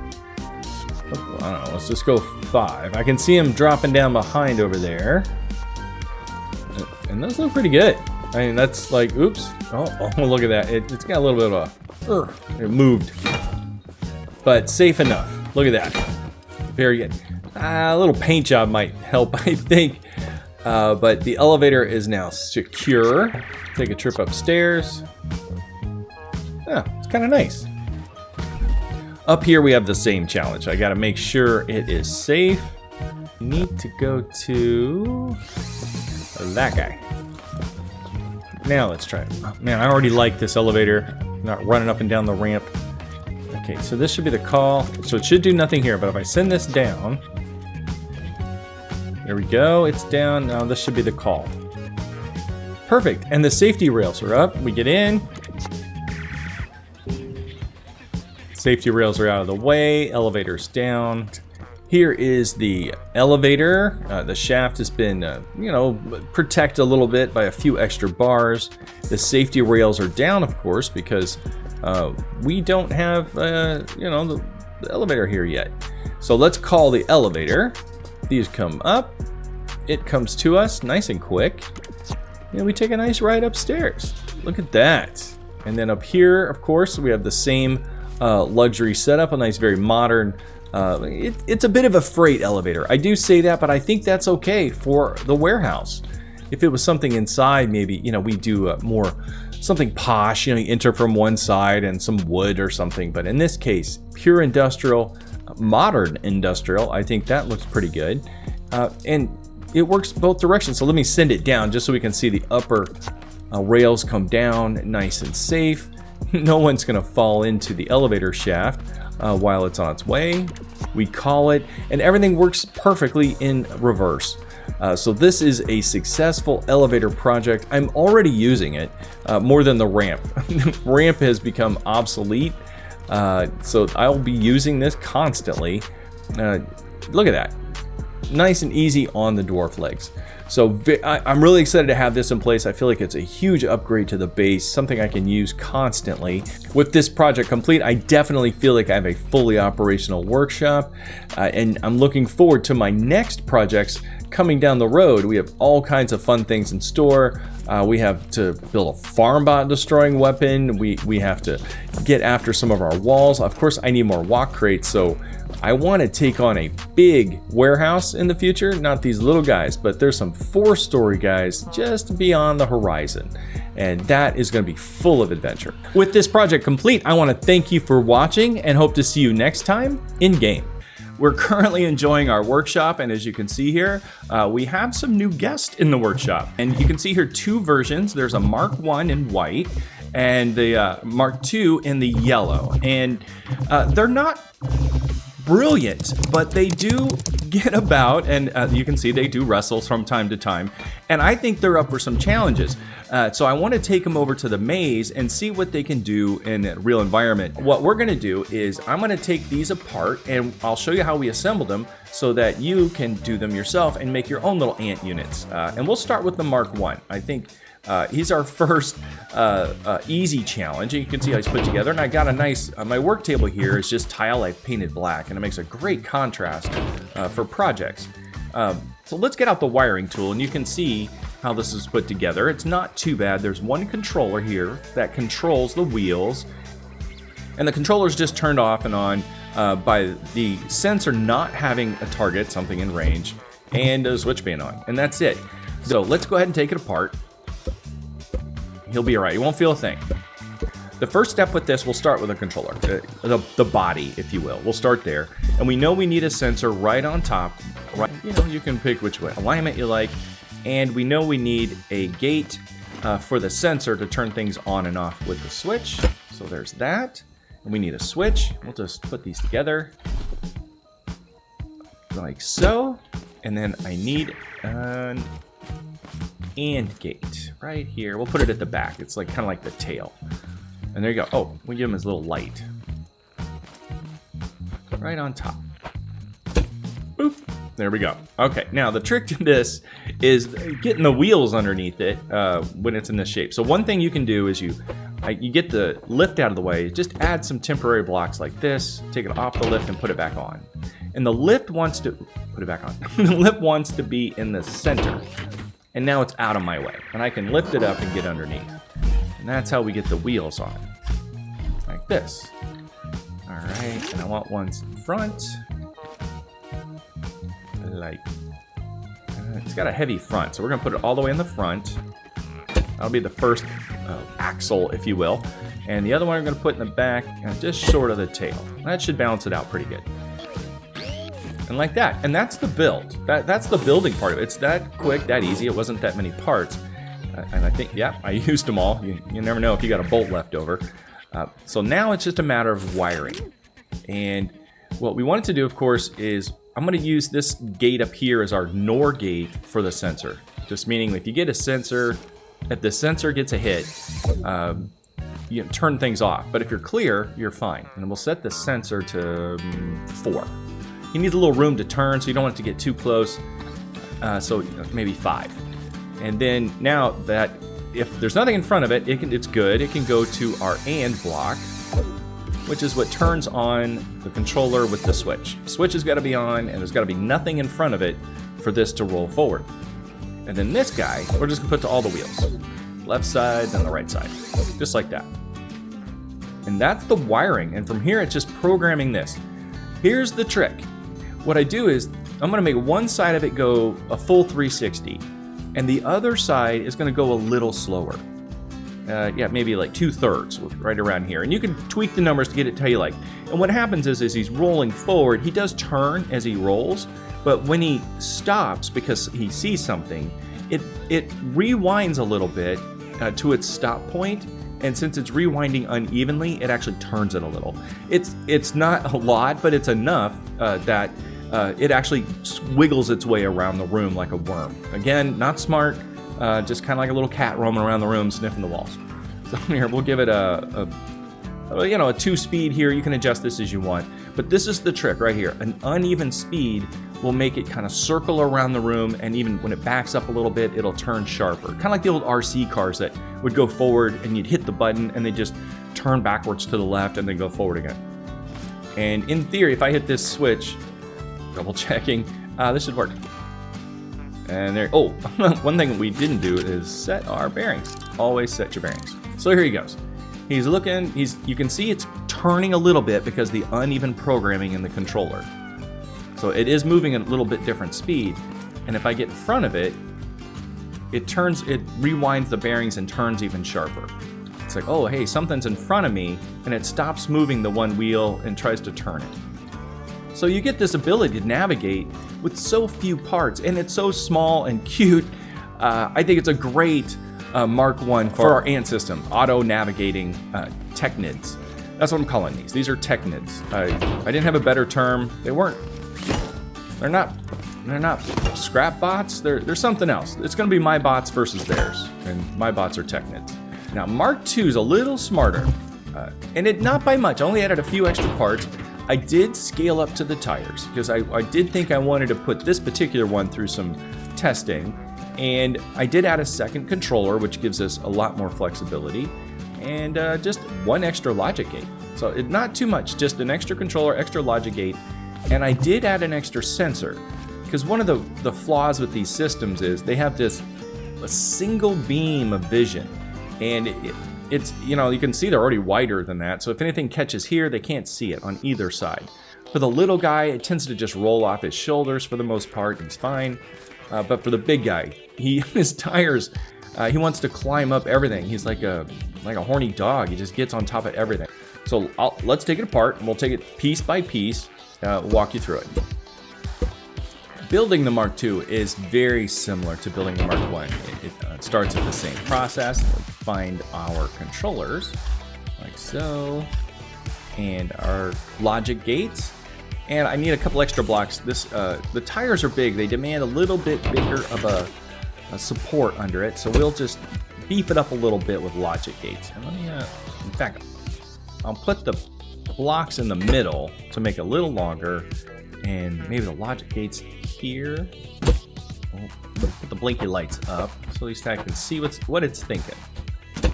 Like that, and then the last logic gate behind, or the last controller rather. There we go. That looks better. And then bearings, space them out on the ends so you got room for your tires. Like so. And we'll put the tires on just to make sure. Yeah, they're going to be plenty of room, just like that. Well, the word plenty might be a little stretching it. Oh, let me put a extension on this so we can reach the center. There we go.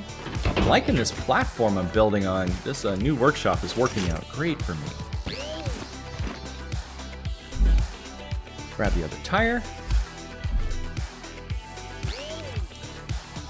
There we go. That's the deck. Got that done. Get back here. Oh yeah, you can't put a lift on a lift.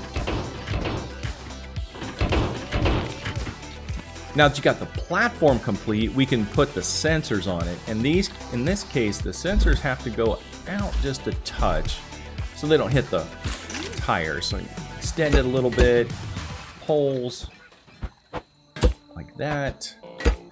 And then we can attach our sensors to those. And they'll be right in front of the tires. So if anything is going to be clipping with the tires, it'll see it coming. Any forward-facing direction. There we go. Now that we've got it assembled, we can start the programming. And, oh, did I get the... It needs the on switch. Oh my god, that's usually where I like to start. I like having that metal in the middle. It just gives me a little base to build on. And so let's go ahead and start with the sensor. It's going to need to go to a NOR gate, and we're going to use this one right behind it, just to say, hey, I see something, you need to stop. That's our NOR gate. And that's going to go into the AND gate with the switch. So it has to be on and it has to be clear before it will decide to turn on. So I'm gonna give it a little short range. I think it's an 8 for this big guy. So now we've got the sensor part picked in, and that's gonna go into the controller on the right. That's this guy here. There we go, and then this goes into this controller, like so. So it has to be true that nothing's in front, and you can see the sensor turn on and off right there. If I block it, it turns off. The switch isn't on, so that one won't light up.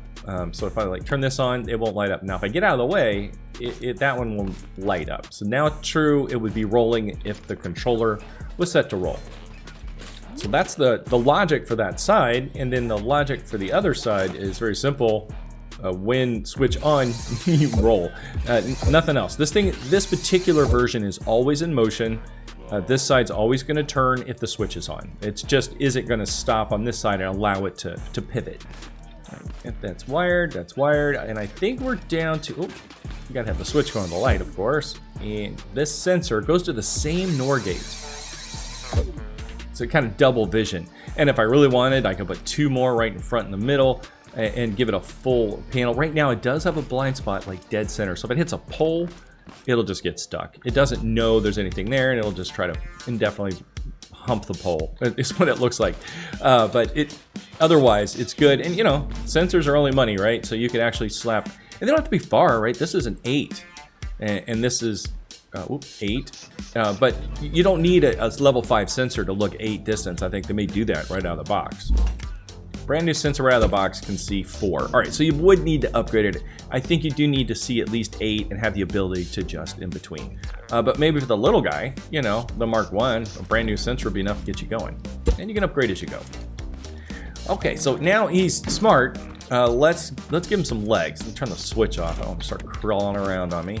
So 360 on both sides. It's not hard. Boop, boop. You program it. The loop, and you set the speed. We're gonna go there. Why are you rolling? Controllers act weird, man. I really gotta say. All right, that one's set, and that one 360. I'm gonna set it here. I need to make sure they're going the same speed. Yeah, they're good. Roll. Oh, this one I didn't set to loop. Very important. And I think that's it. Let's give it a test flight. See how he does. Didn't like being dropped on the ground, but he'll get over it. turn him on. See how he does. Oh, I got a bearing backwards. You can tell already. Like these guys. Hey, well, it'd be easier if I don't have to catch them. Stop. Switch. Hey. Ooh, feisty. I'm gonna like this guy. He's already feisty. And there's the bearings rewinding. As you can see, it's trying to stop. You go that way. You go that way. Let's test our Mark II. All right, go get him, Tiger. Let's see how he does. So far, straight runway. I think the sensors are on, yeah, they're on 6, so he should get pretty close and try to turn. I might be a little too close. Let's see how we do here. Oh, all right, it's pretty good. Like, oh, there's a corner. There's the safety rails. And yeah, see, it gets even a little tickle on either one of these. So it's like, well, I need to turn. It's still moving. You're gonna crawl behind there? It's like a cat getting stuck behind the couch over here. All right, let me help you out, big guy. This is a completed Mark II of my Technids. You know, well, and I think let's take them both out for a walk to the maze, and we'll see how they perform in a real-world scenario.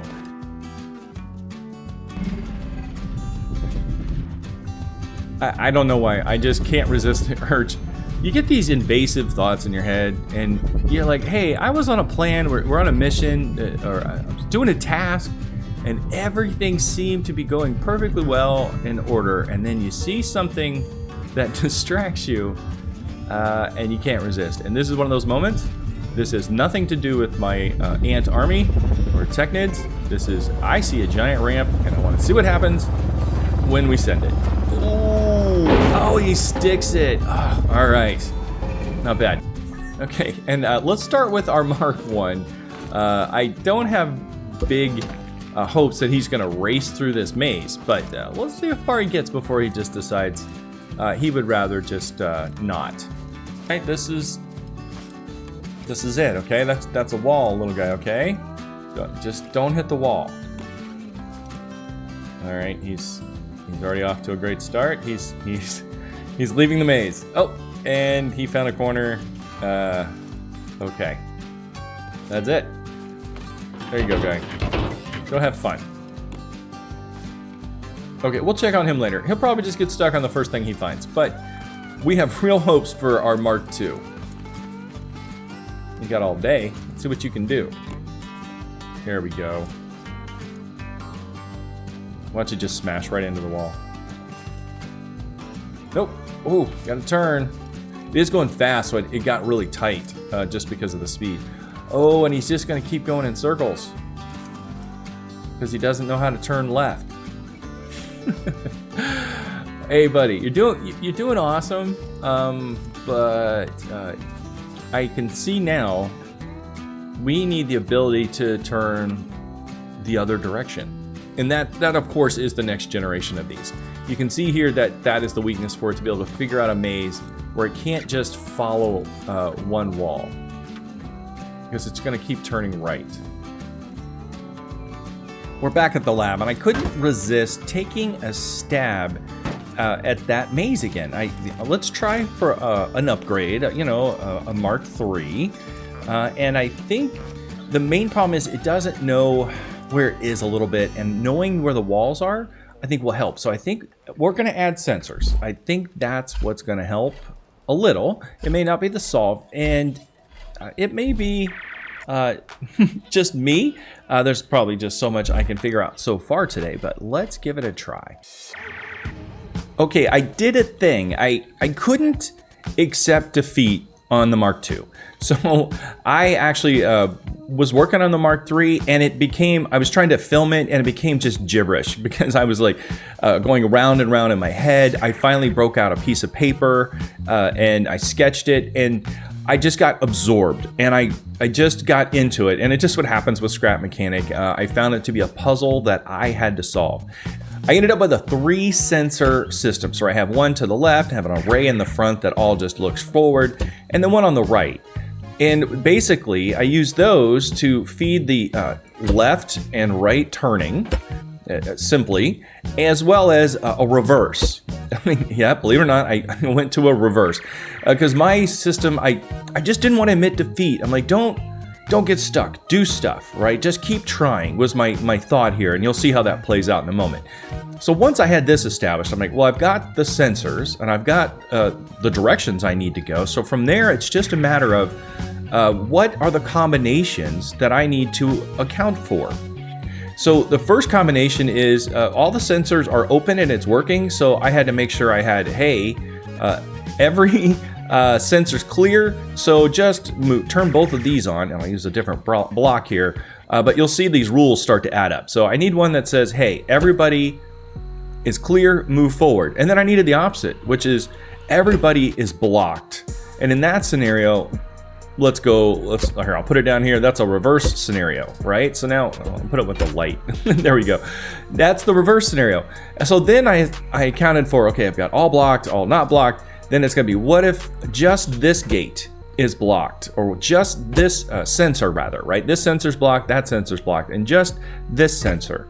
Then I had to do the combos. What if these two sensors are both blocked, or these two sensors are both blocked? And then, oddly enough, I had to do one where this sensor and this sensor are blocked, but this one's free. And here is our bot. As you can see, it's a turtle. I even did some painting. It's basically a turtle. A couple things I left open because as I'm troubleshooting, like these red ones are sensors. There's even a third red one down there. And these bright green ones are the OR gates that I plugged in all the logic. And you can see here, there's really 2 layers of it. All the logic on top, plus controllers and a few more logic gates underneath. But it's still pretty compact. It's a bit of a rover, but it's cute. I've got these forward antenna, and you can see I've angled them, and they not only angle, they move. And that's just to feed a little bit of randomness into the system. Because if it just gets stuck and nothing changes, it's just stuck. So by wiggling the antenna or the sensors, I'm adding some variableness to it for it to keep trying. Let's try it on the maze part itself. Let's get clear of the truck, and we're gonna point it down a road. Here, you go face that way. And we'll see how it does. No guarantees it's gonna complete the maze, but this guy is just gonna keep trying. All right, go for it. There we go. It pushed itself away from the wall a little bit, and that's why it's centered up, and now it's just proceeding through the maze.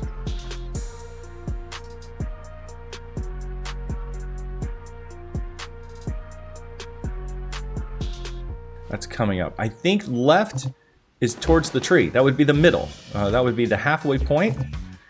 And something I would call a complete and total win. I absolutely would just be so excited. I'm hoping that left bias is doing the old, just, if you're in a maze, just follow one wall. And I'm hoping that will work here. You got this. You got this, little guy. Well, he's not so little anymore. He has definitely grown up. The Mark III ant is a beast. Look at that. He's done it. Oh, come on. You can do it. You can do it. You can do it. He's almost there. Look at this. He has found, and I haven't picked him up. I have not interfered. He has done this all on his own. He has found the center of the maze. There we have it. A very successful Mark III ant, our autonomous navigating Technid. This is the Mark III. I don't know what we'll call him, but, oh, hi, guy. My goal for today is complete. We have a full ant line. Right now, we are at a Mark III, and it's pretty good. We'll have to see what Mark IV is. You never know. I might slap a gun on it or something and get crazy. But for now, I think this is excellent. A welcome addition to my growing Technid army. I want to thank you for watching. It's been a lot of fun. I hope you've learned a few things, maybe got some ideas. Maybe you have some ideas to share with me. I appreciate that with your like and subscribe, and I hope to see you next time in game. Welcome to Online Game Freaks. This is Freaks, and thank you very much for joining our continuing series of Scrap Mechanic. Our goal, of course, is to try to take on the hardest raids that Scrap Mechanic has to offer, and today we're doing one of the things that part of that preparation requires. I was dropping off some produce at the packing station, as you can see here, and the packing station, of course, you got to feed these containers, with vacuum things, right? You take these little vacuum pumps, you line them on here, and it squirts them in there. My current system is I line up the truck, and I can either try to drive it carefully and line up those pumps, or I can pick it up with the lift and you line it up a little bit, and you got it's a thing, you know, right? You just line it up, and it's not horrible. You know, once you get the first one lined up a little bit. And then, of course, the trick is when you get in the car, you got to get in, you push some buttons, and it pumps it in. It's very manual. It's not terrible, but it's very manual. My plan for this evening, this scrap evening, is to automate this process a little bit. I think what we can do is do better than just sit here with the truck, try to line it up, and manually keep doing this. I've reached the point where I have so much produce that I don't want to just sit here and hit one button every time I want to put a piece of produce in. You know, we look here, I have all this produce in the container. I have a lot of produce in my inventory, and it's just going to take forever to pump it in here manually. So today, we're going to automate this, and that is one of the gifts of Scrap Mechanic, is that we can automate this. Oh my, I hear cow violence nearby. Oh, I just can't stand to hear it. I fear I'm too late. It's just another walk that died in the night. The first part of this, we just build a little stand like so, just something small, and this goes on it, and with an output going straight into the channel here. I'm hoping I got lucky on that alignment. We can move it. We put the pump on like this, and there we go. See how it's green, it's facing in, the channel's open, it's ready. And if we just put a switch on it like that, I'll wire it in real quick, no big deal. And every time we hit the on switch, it gives it a banana in this case, because there's a couple of test bananas in here. But I have to hit this switch a lot. One per banana to be accurate. To set up our automation, we just need a couple logic blocks. Get these facing the right way. And one timer. We put it right here. And we put these in a loop, quite like that. We give this, let's just give it a second. Single, that's plenty. And we'll wire in the on switch to it. And we'll make this one a NOR.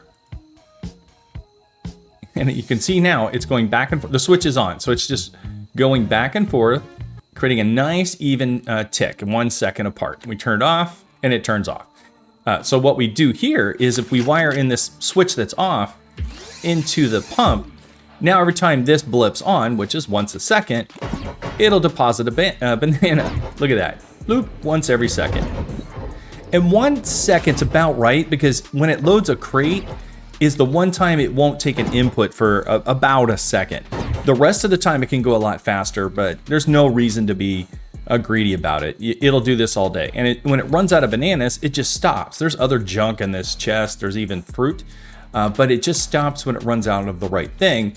And if we pick it up and we move it over, we can keep going down the line, but I don't want to even do that much. So next step is let's go ahead and build a frame for all this to sit on, something a little more attractive than just a chunk of concrete. And I like when I'm building my industrial, I'll put the chest over here. I like when I'm building my industrial items to use these framing pieces, these I-beams. I just think they look really cool. So let's see if we can, we just need it just, as you saw, a couple blocks off the ground. So let's start with these guys. I think these make great stands, like so. There we go, that looks good. And this is where we'll put our pistons. So where did I put those? Okay, our toolbox here, piston, and then, might as well just go ahead and use this cool material. Okay, let's put it on a little better. There we go. And then another piston, just like that. And from here, it's a matter of lining up the chest spot where we need it. So let's get our tool chest here. We just need it, how do we want? I think if we lay it down, it'll look a little better. Just like that, that's where we want it. It looks like for this final piece, I need two. So I'm gonna use one of these spacers here. Oh, that's gonna be cool. Okay, yeah, definitely. You're gonna do that. Oh, now we gotta do the whole chest lineup game. Yeah, it's gotta be flipped around the other way. Like that, there we go. Oh, that's gonna look cool. Sideways so we can read it. It went blue, so that means we're lined up very nicely. And we got 3 pistons. And if each of these goes 8, it'll get us across to each of the positions we need to. There's 4, but so this would be like 0, 1, 2, 3, and we cover everybody. So let's try the switch. We got multiple switches here. So 1, 2, 3. So if I turn on first one, second one, third one. So this will get us. Oh, are we stuck?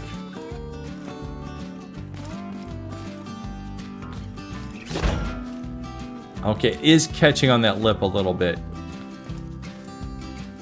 This is why we test things. So what we'll do is move this over just one notch. We'll just move everything over a notch. There we go. It's already sliding better already. No chance of it catching. Okay, so let's reset it. This should be. Okay, there's 0. That went pretty far. It should only go. Well, let's see, 8. It should line you up right here. That's perfect. Second switch should be the next box. And the last one, finally. And there we go. I don't have any pineapple. That's the only reason it didn't turn on. This test works great. With the positioning system complete, the next step is to combine it with the automatic depositing of the fruit into the thing. So we can get the timer piece set up with the piston piece set up. We have a nice automated system. As you can see here, I've done a little bit of construction. I've completed the physical build part of it, including our nice little control panel center here. And we've got the rail all painted up. I left the house with the paint gun, which means I'm going back to the house with no paint. Of course, I used every drop of paint. I always do. That's why I try to lock it up. But I like the look. I like it all blacked out. It looks very industrial with the orange chest. And what's really cool about this chest is now the way I have it built is it can be taken in and out.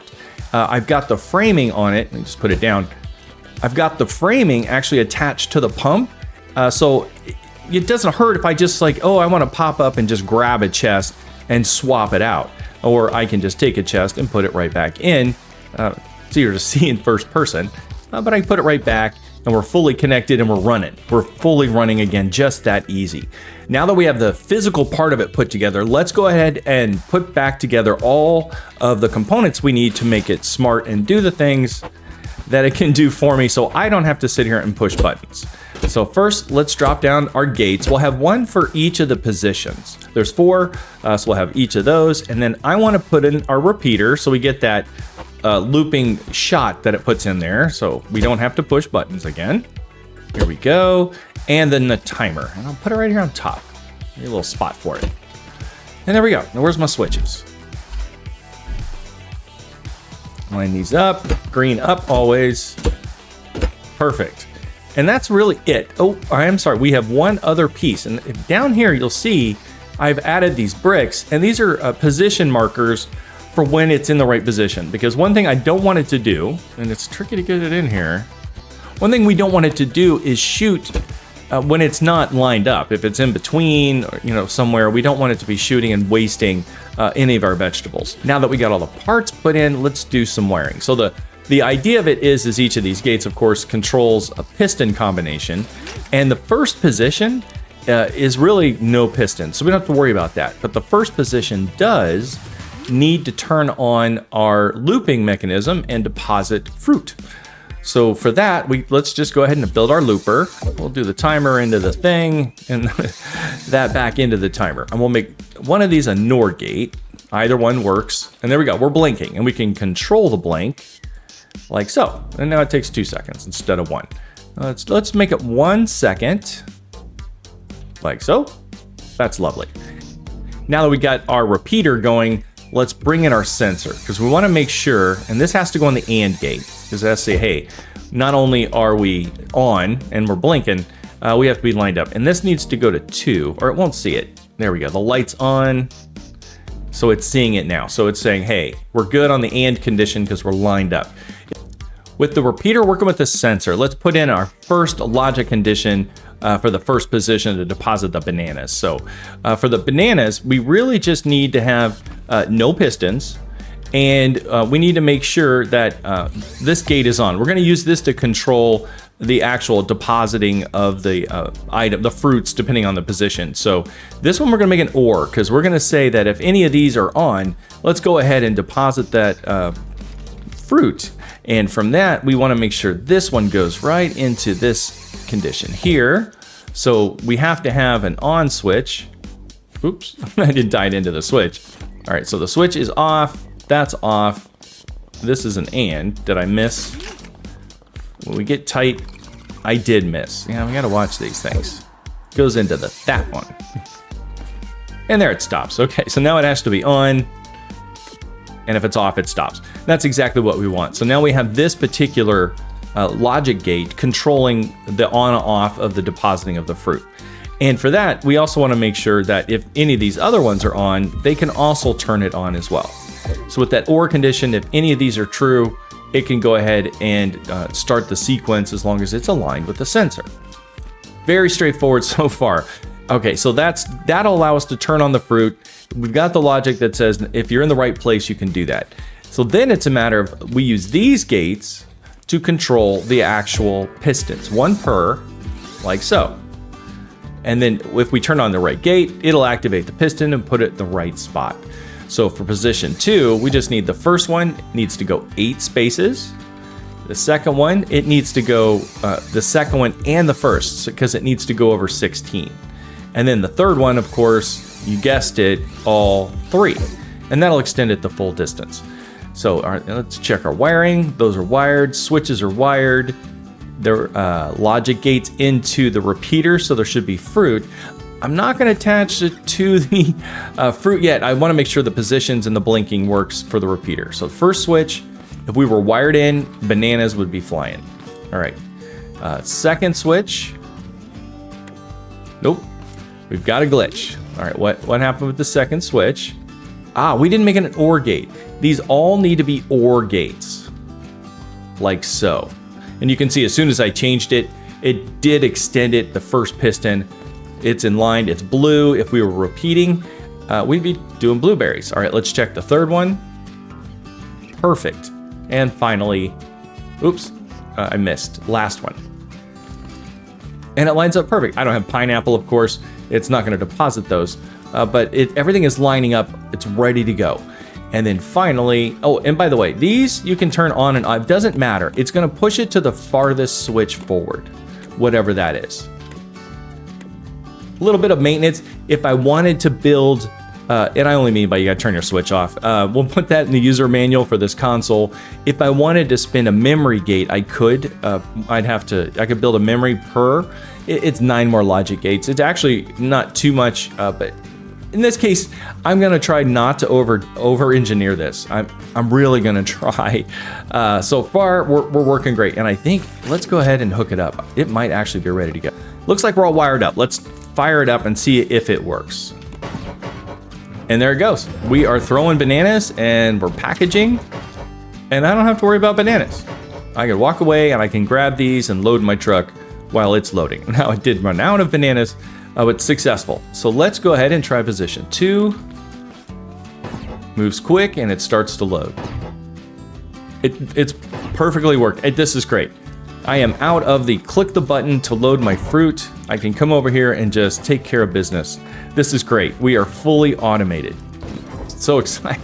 I love it when a plan comes together. This is working great. It might throw one in the middle if the timer's kind of like within a second or something. Don't care. We have so much fruit, I can lose 1 or 2. So let me load this up. We can sell these, and let's get to the store and see what we can buy from Bob. Because of the new auto feeder, I've discovered a new fun game. I wait here for the next batch to go through, and I catch it in midair. Here, I'll show you. Let's, I think I just finished up all the blueberries. Yeah, let's do some oranges. Okay, I got a few, so I can get over there in time. Okay, it's gonna start doing oranges. And since it's auto feeding, I can just be over here and wait for it like an outfielder. Like, all right, buddy, what you got? Oh, it's in the air. Pop fly. Sorry, buddy. That's not gonna make it.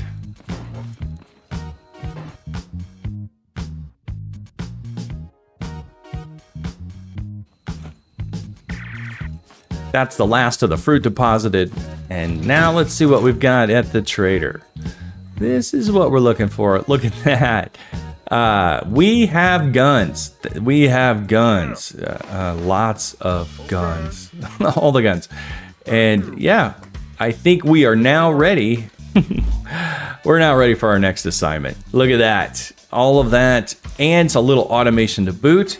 And we now have enough mounted cannons to take out our biggest foes out there. We're just gonna have to do a little assembly, and I think we're gonna take care of that in the next episode. I really wanna thank you for watching. This has been fun. You can see how I automate my way, not just to survival, but to success and actually fun. Now that I got that little chore part out of the way, I can package my veggies real quick, and then I can come over here and get a good deal on with the trader, and now we're coming home with our loot, ready for our next adventure, which is definitely going to be a lot of fun as we take out. We'll put these guns to good use. I definitely think that's going to be a lot of fun for us. So I just want to thank you very much for watching. I really appreciate it. Your like and subscribe means so much to me, and I hope to see you next time in game. In this episode, it's time. We're going to build a weapon. I'm worried, of course, about the big farm bots that are going to come during a raid, and when they hit hard, and we need to be able to make sure that they just get no time to do any damage to the base. So what we're going to do is we're going to build a turret, a manned turret, and we're going to put a lot of weapons on it just to make sure that we have the most punch possible, and we're going to need to find a way to place it that we can get the most reach and most effectiveness out of it as well. So in this episode, I hope you look forward. We're going to learn how to build a turret, and we're going to, of course, test it against some of our raids. First step in this is, of course, we're going to build a bit of a foundation, just a platform to build off of. And we're going to start with showing how it's put together. There will be a bit of disassembly when we put it in its actual mounted location, but that's okay. We need to make sure everything's working, and then once it's proven effective, then we can put it in its final spot. So far, build a platform, and we're just putting together, and actually, let's go ahead. And of course, a turret needs to be able to go left and right, so we're going to start with some bearings. That's the left and right, and no particular preference. This will be our forward and back, or up and down, depending on how you want to look at it. So there we've got our bearings. And next what we'll do is put the chair on it, just so we can get a feel for how this is going to work. And I do want it to have I want it to be tight. The thing about this is if something gets straight down, we want to be able to reach it. So we're going to build the front end a little snub-nosed, just so we can make sure we don't have any blind spots. Yeah, let me see. If I move it back, I get the most snub-nosed feel here. You know, I won't have as many blind spots. And there basically is the turret 101. So now it's just to make sure we can make it move and do all the stuff we want it to do. But that's the excellent start. You can see here, those are 2 bearings. Now, the thing about a turret is you can't just attach the seat to it and the left and right. It starts to steer like a car, and if you point left, it just goes to left and then snaps right back. So the best way I have found to make this all work is to use electric motors. And for that, you're going to need a few of them. You're going to need 3, but they work really, really well. And let's just go ahead and throw these on the platform. And I'm going to put them next to the platform. Give us some room to work with. Throw them out here nice and wide. And yeah, we'll throw the third one in the back. Yeah, in the back for symmetry. I do like things symmetrical. Oh, let me put a couple feet on this. So when we need to take things off for testing, you know, it won't just flop around as much. If you run the seat to an engine to the front and back, right? If you want it to go up and down, that works really well. Single engine, you can attach it, you can dial in the speed that you want it to go here, and it'll work fairly well. However, it doesn't know what to do with the left and right when you do that. It's going to act really funny if you just try to act one seat to an engine to the left and right. The challenge with doing this is that it still only runs when you push forward and back. Engines don't know left and right.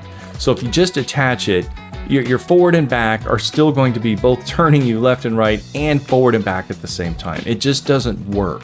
So you need a converter. You actually need it to convert the left and right signals separately so that it can actually turn when you use the left and right, or the A and D keys rather. That's what we're trying to do here. And of course, to do that, you can't just use one bearing like you can on a car to steer. You're gonna need two. So already we're gonna need to do a little quick mod here where we add another bearing in the middle. Let me just drop that out. Oh, excuse me. Here we go. Don't mind the mess. And then, oops, gotta figure out where to grab this. Somewhere, I think there, yeah.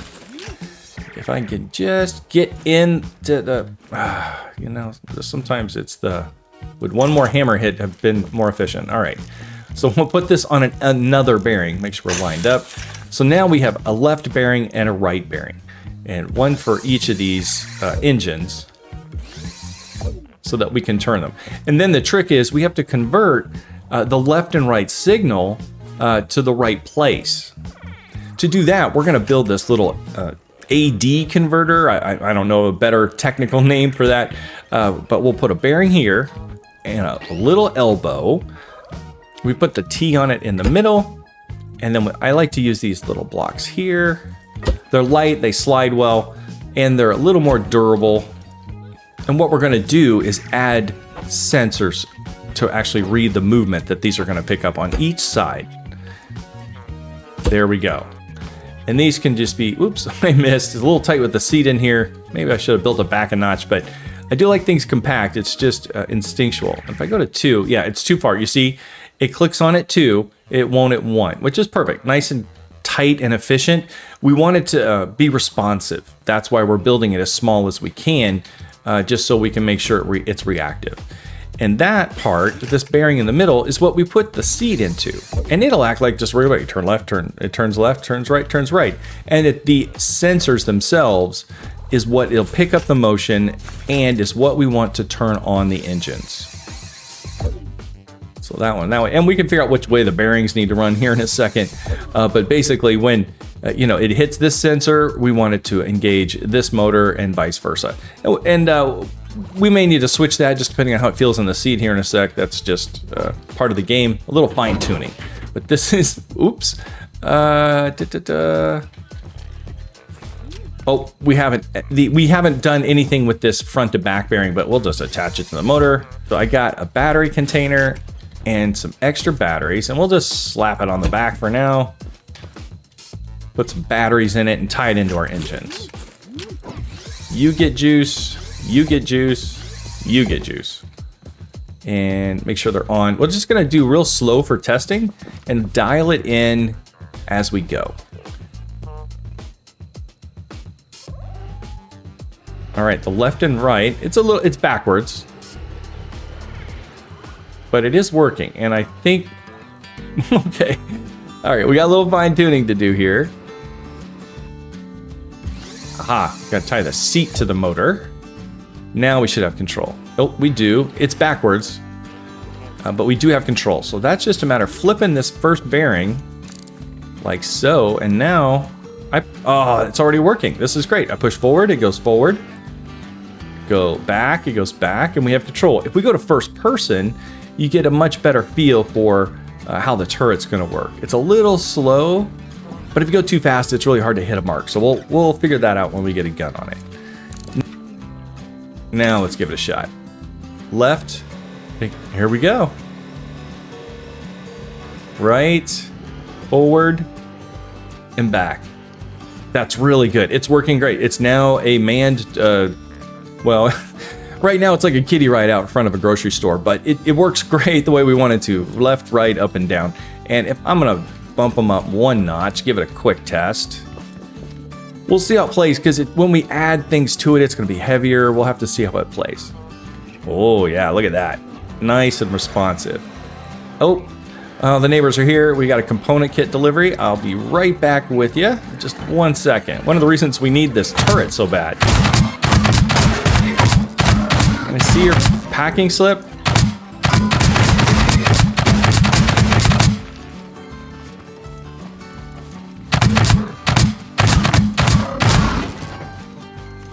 Our next step, so it's not just a kiddie ride, is to actually put a weapon on this thing and, head towards our intended purpose.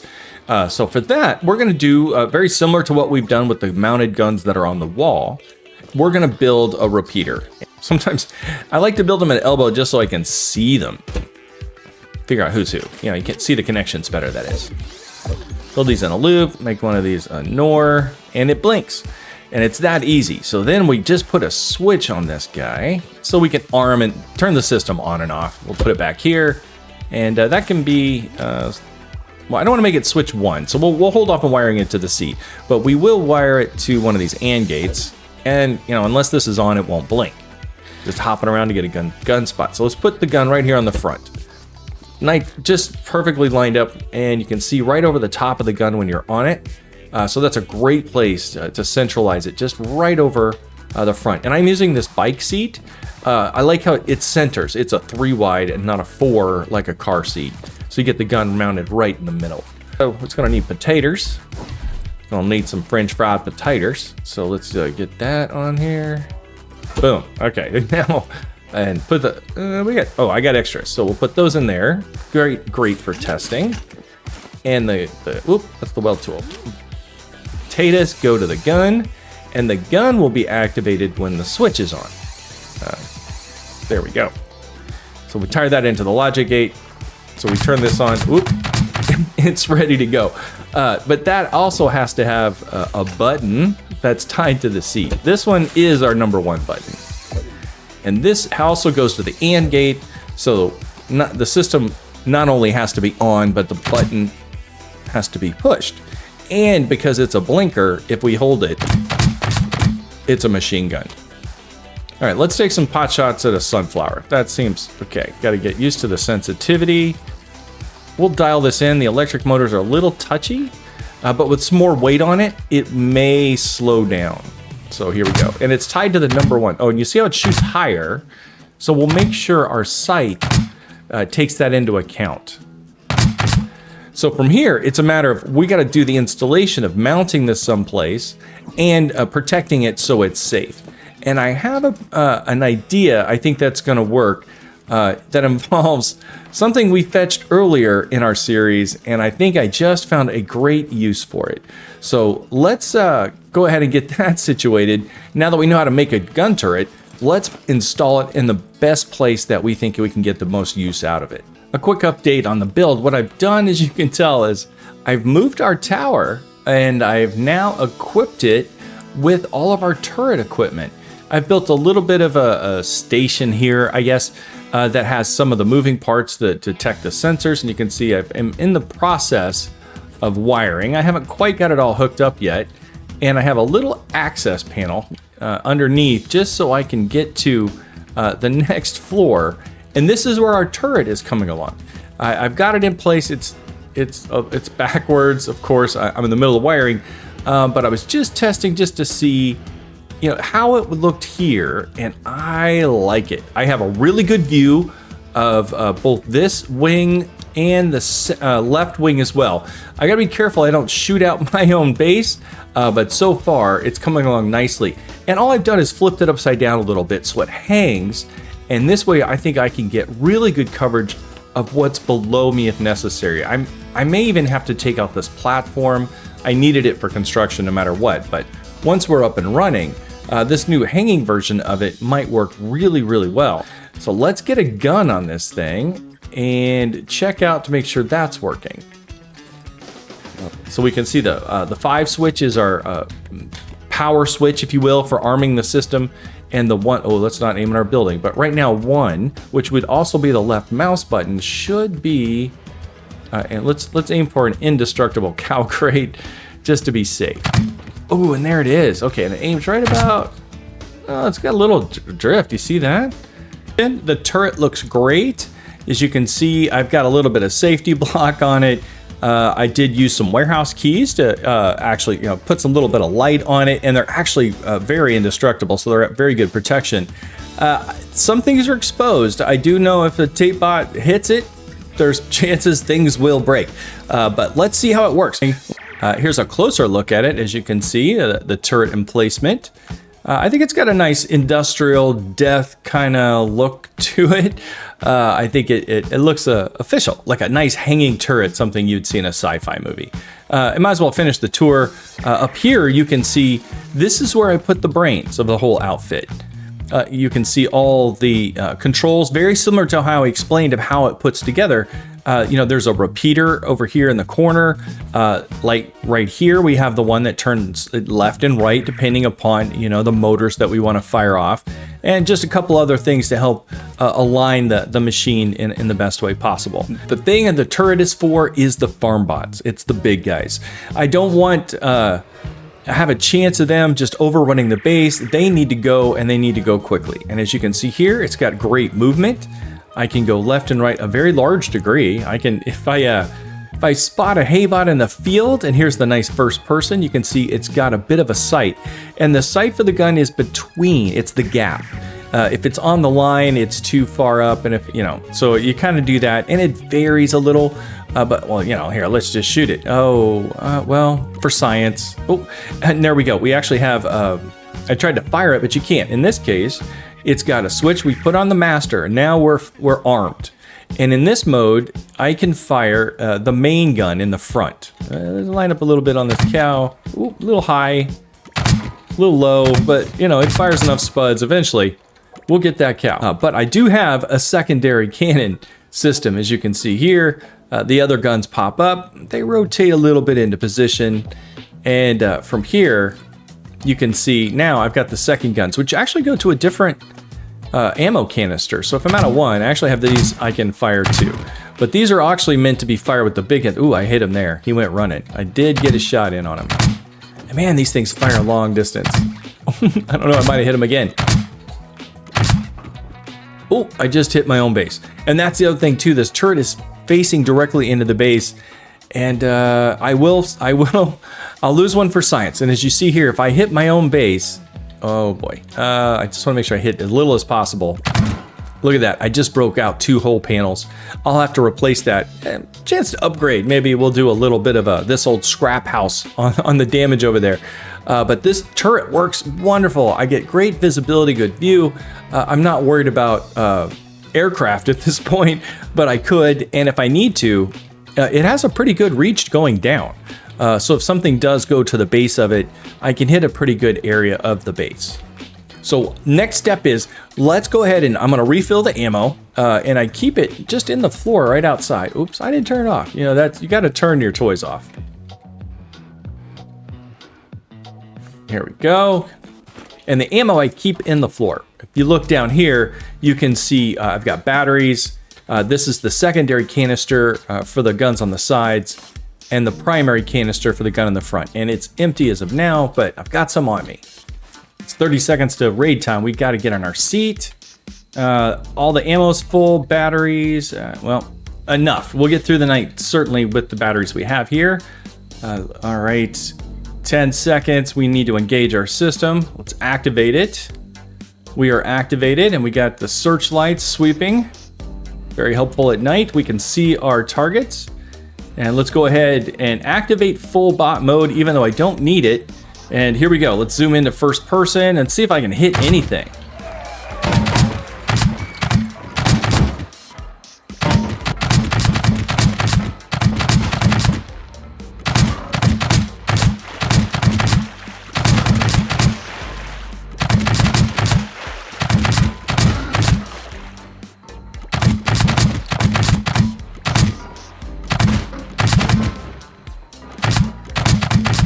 Ooh, got him. There we go.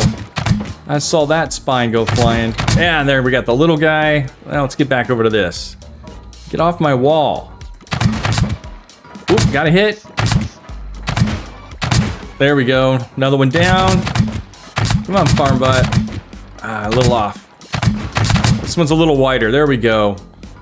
And I think that's this side, which is a great first test.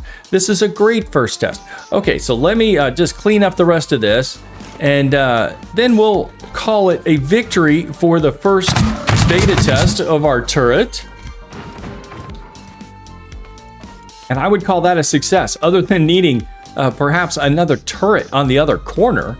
I think that went really, really well. I was able to hit the bots. I think there's a bit of a learning curve, of course, to this. I'll figure out how to aim it a little quicker with some practice over raid nights, I definitely think this is a fun way for me to clear out these raids at night. I can get up here and practice. The wall holds up pretty good. I get a little time for me to, miss a lot of shots, I admit, but I'll get better. And I think this is a great system. Maybe there's a way to fine tune it a little bit. We'll find ways to make improvements. I do think it needs armor. I think that's something that it's lacking. I could slap the whole thing with warehouse keys and call it a day, but we'll be a little more creative than that. But I think this is a great test of the system. I'm very excited about this turret. It's a lot of fun. It came out really well. I'm shooting my own base, but it's just too fun to fire.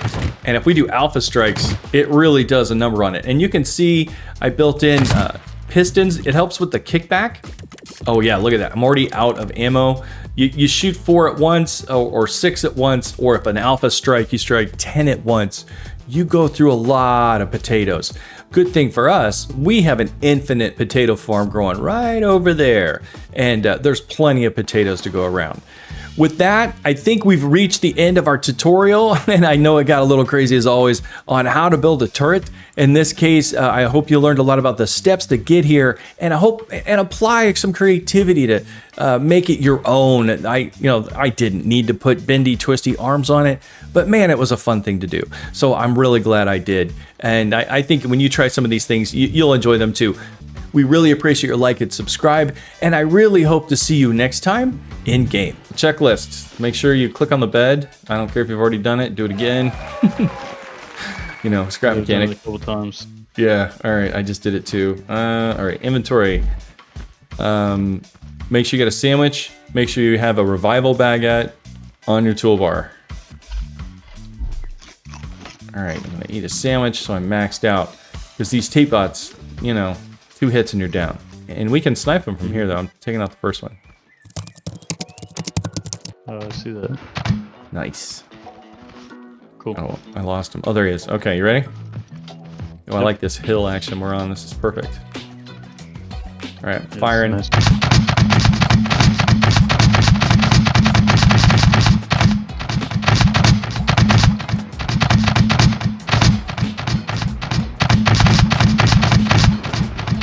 Such a sponge. Jesus. Okay, there we go. Oh, yeah, the explosion. Forgot about that. Yeah, don't. Ooh, nice component kits. 2, 3, key. Got another tape pot. He was right by the elevator. Oh. Oh. Oh. Couldn't tell where that was coming from. I just got killed. I just saw your name blink off. I'm like, oh no. All right, Yeah. I'm coming around the corner. Don't res. I'm coming around the corner. Or I guess I already rezzed one, yeah, I'm like, you're so close, and we can save a sandwich, I guess. He's right by my body. Let me know when you got him. I don't see him yet. Oh, I see him. Oh, I see him. Oh shit, something hit me. Something, I don't know where it came from. Oh god. I'm stuck on a building. Damn it, I'm down. You jerk. I didn't even see him and I got stuck on the corner of a building. Alright, tread lightly.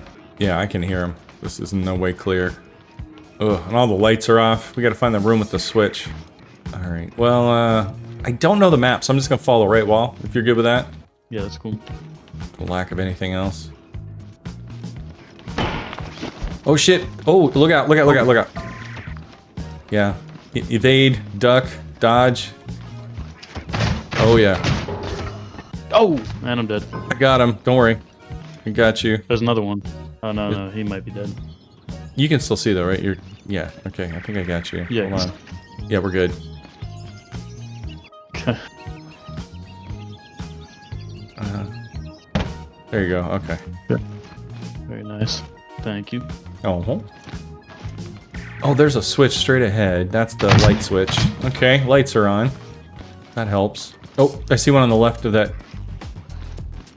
Oh, yeah, I see that. Oh, he's coming after me. I got aggro. Got him. Coming in, top, coming down the ramp straight ahead. Okay. Got him. Nice. Big room over here. Oh, look at that. There's a warehouse sign. Oh, man. I gotta focus. I'm gonna get my ass shot. Oh, tape out on the right. It's on the stairs on the right. Okay. Got him. Oh! And I'm down. I don't know where. Okay. Oh, behind? I don't even Yeah, see. behind. He's coming through. Oh, I see him. Oh, oh, he sees me. Got him. Yeah, I got him. Okay. Oh, there's a chest over here. Nice. Yeah, I'm gonna loot the chest before I res you. You'll be all right. There you go. Have a sandwich. Look how I just... Yeah, it's just a big, there. huge sandwich sticking out of your mouth. It's pretty funny. All right. Oh shit! Oh shit! There's two up here, coming in hot. They're up top. Careful. Got them both. Oh, I see him. He's on me. Got him. But I hear another one. I don't see him, but I hear him. Oh, he got me from behind. He took me out. He's in the crates. Oh, I see him. Woo! Oh. Yeah. Oh shit! There's another one. Where? No, you got him. You're good. Yeah, I think it was him exploding that scared Oh, me. that's right. Yeah, the secondary explosion. Jeez. That's the first floor done. Jesus. All right. Now second floor.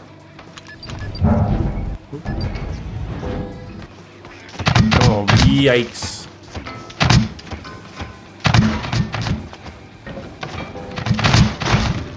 Ooh. Yikes. Okay, now on this floor, you see these. There's going to be tons of these. Yeah. Oh, yeah. Oh, glue. I just got glue and paint. That's awesome.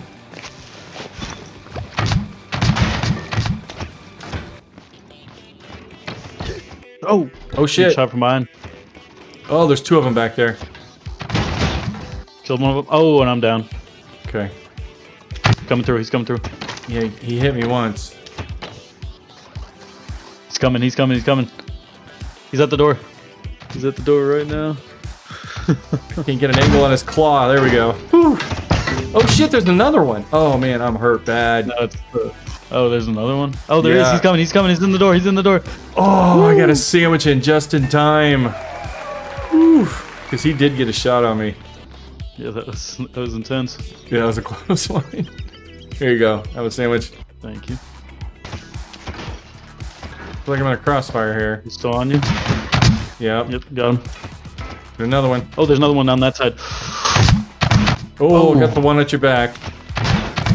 Another one. Ooh, whew, whew. I'm at low health. Burger. That was a Eat a close burger. Yeah. Yeah, me too.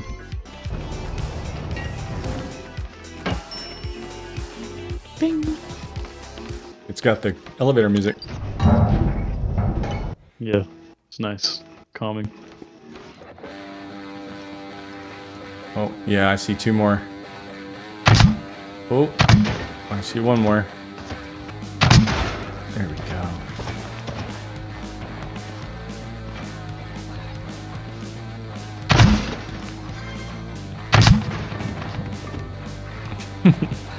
He's trying to steal my kill. Yeah. Oh, got one back here. Got one on me. I'm dead. Two back here, coming towards my body. Yeah, They're stuck. They're stuck actually. okay.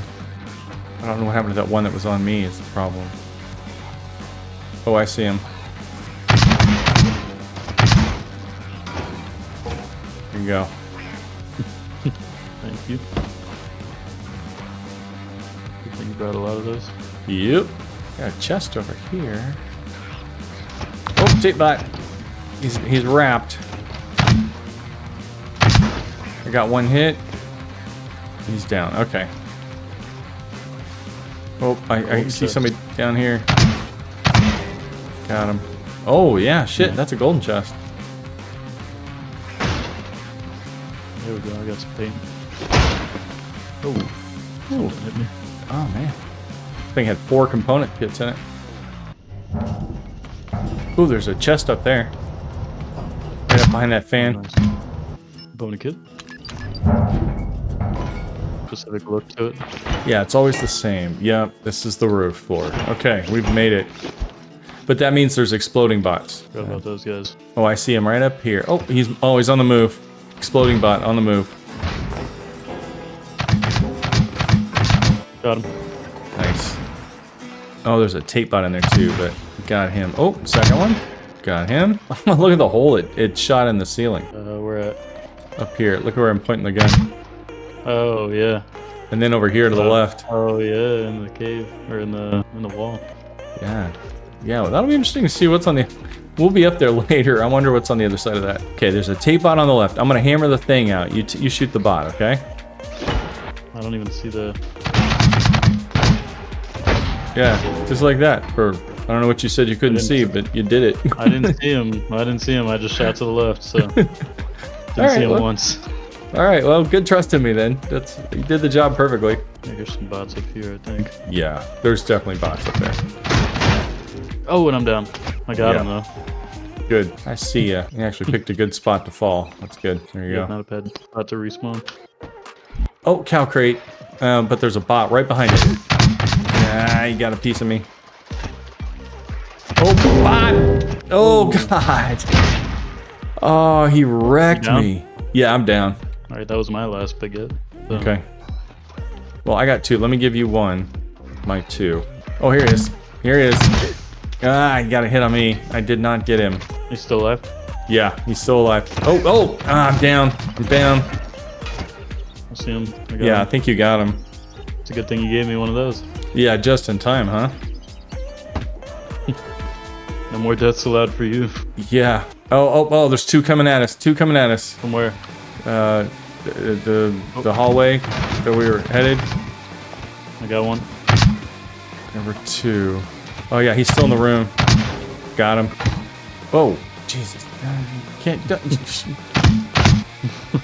Gee, damn it. Okay, gets me every time. All right. Another cow crate here. Yeah. Hit this cow crate to the other end of the hallway down here. I'm gonna set up an explosive. We gotta blow this wall out down here. Go. Oh, careful. Got one. Yeah, these cow crates are in a great spot. Got another one. Still hear more. Definitely more. Oh, and there's an explosive tape bot down there. Got him. Oh, yeah. I just got a sight on him when you took him out. Oh, I see him. Got him. Yep. Nice. Still hear another one, though. I don't know where that one is.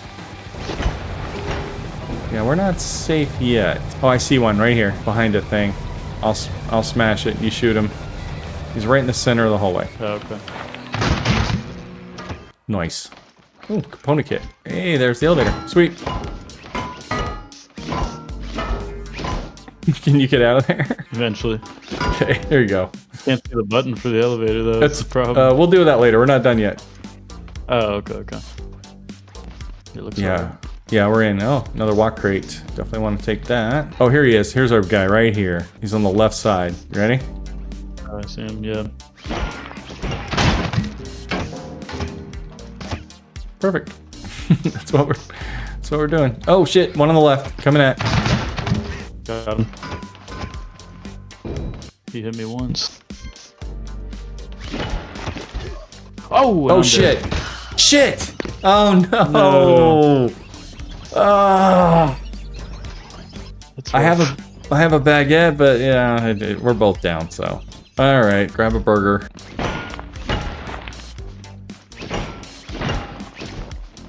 This is the good stuff room. Magic room. Nice. Yeah.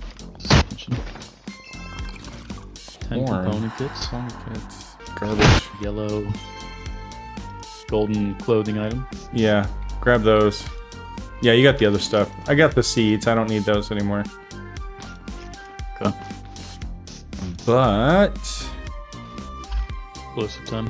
Yep. Nice. Does that still not do anything, or? Oh, I should have used a bigger explosive. What? Yeah, it's just a cosmetic.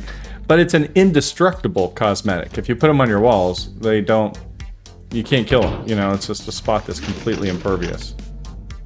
That's nice. Am I blowing up the wrong wall? Oh, no, there it is. Like, where is it? This thing. Oh, these things are such a pain in the ass to get out, though. Trust me, there's a lot of editing when it involves me getting this thing out of this warehouse. You might be able to bully it out. Yeah, well, that's what happens. You just eventually pop it up, get it out. There we go. There we go. A little higher. A little higher. There we go. I got it. Oh, not quite enough. I got one more. Okay. Yeah, just jamming under it. A little higher. Higher, higher, higher, higher. There you go. Ah, nice. Oh, wait. Stand back on this wall I'm on, right here. Stand up here and look at, you see? Oh, wow. Oh, yeah, that's a fun one. Yeah. It does it every time, too.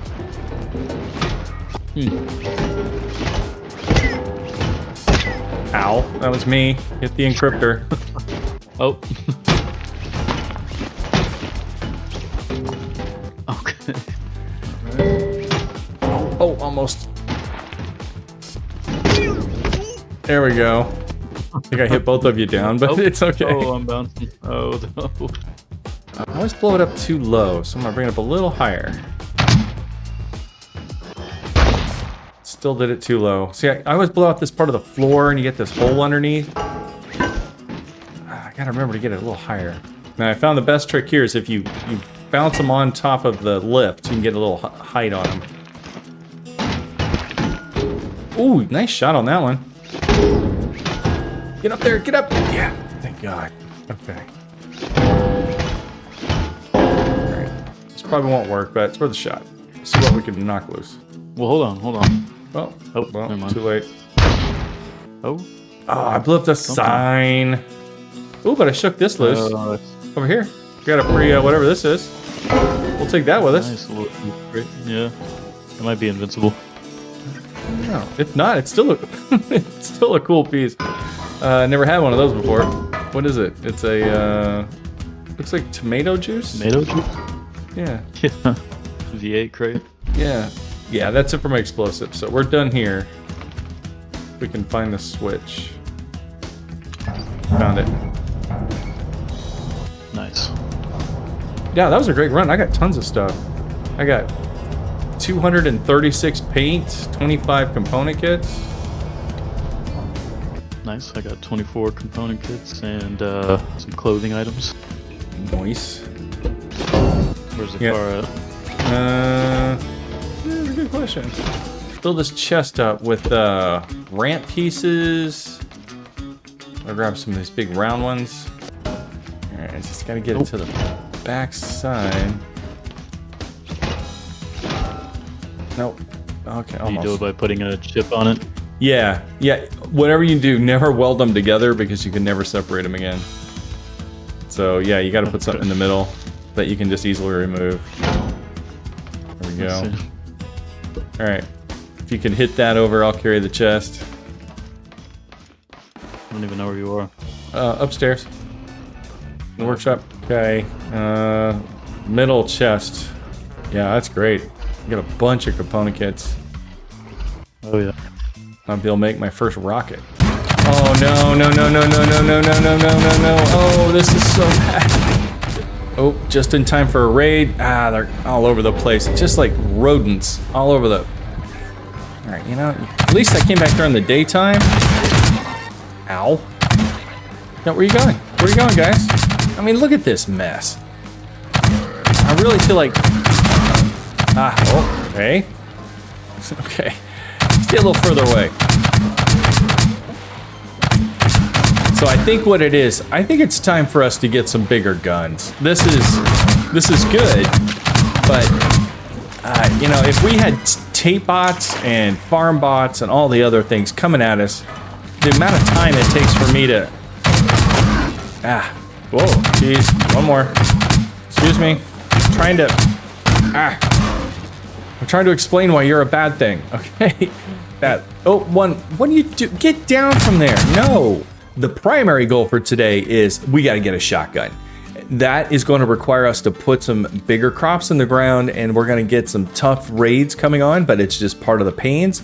We won't plant too many. It'll take more than one night, and we'll have to be careful how many we plant.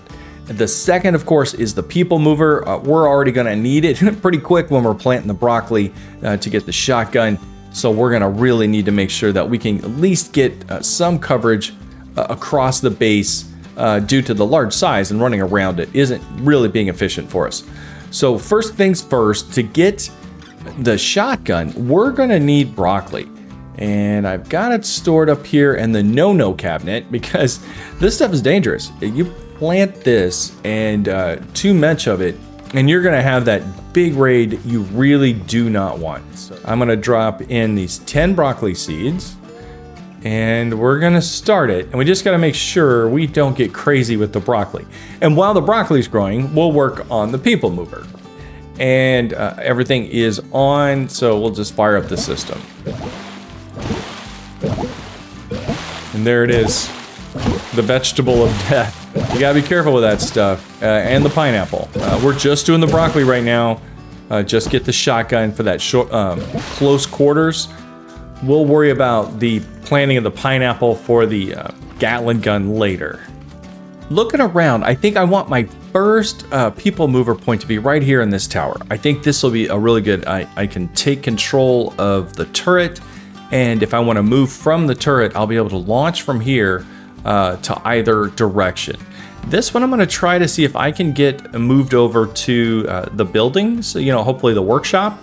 And this way I might have to build a tower on the other side. But first up, let's get our people mover in and see where it lands. Now that we got a hole in the floor, this is pretty simple. This thing I'm calling a people mover is really more of a people launcher, and it's really not high tech. But hopefully it works. We get it dialed in just right. It should save me a lot of time. All right, one of these spots is gonna be good for this. Let's see which one. All right, I want it to go as soon as, it needs to be like really spinning when I step on it. And it needs to kind of stay spinning is the trick. Okay, there we go. Plenty of that there. And you to you to you. And you're running forward. So, there you go, fast as you can go. There it goes. Oh, it's throwing me backwards. And I think it's because I'm just not really on it long enough. Ooh, better. Look at that. We got some good range. It turns out that corner to corner is a little too far, but what I am trying to do is dial in a shot at the workshop. And that's very valuable. If I can get to the workshop, I can get to the rest of the base from there. It's still a win-win. I can work on other people movers later, but for right now, I really think this is the most important one, is to be able to get to the workshop. And let me slap another tire on here, another ramp. Let's get the angle on it right when you hit it. And I'll put the sensor right here in front so that it can see me. I might as well jack it up. So, you know, if I'm in front of it, it'll be on, and I'm gonna add a timer. And this way it can actually build up a charge. So you're actually spinning the whole time you're on it. And to put the timer in the loop, we'll put the sensor to the timer, and we'll set this for like a second. So it just builds up a second, and then it'll start the engine, and the engine will spin the old bearing there. And where are we at? What do I have the engine set to? All right, about a third for a level 4. And there, you see it builds up, and then it starts. And then the good part is, it keeps, you see how it turns for a second after I leave. Boom.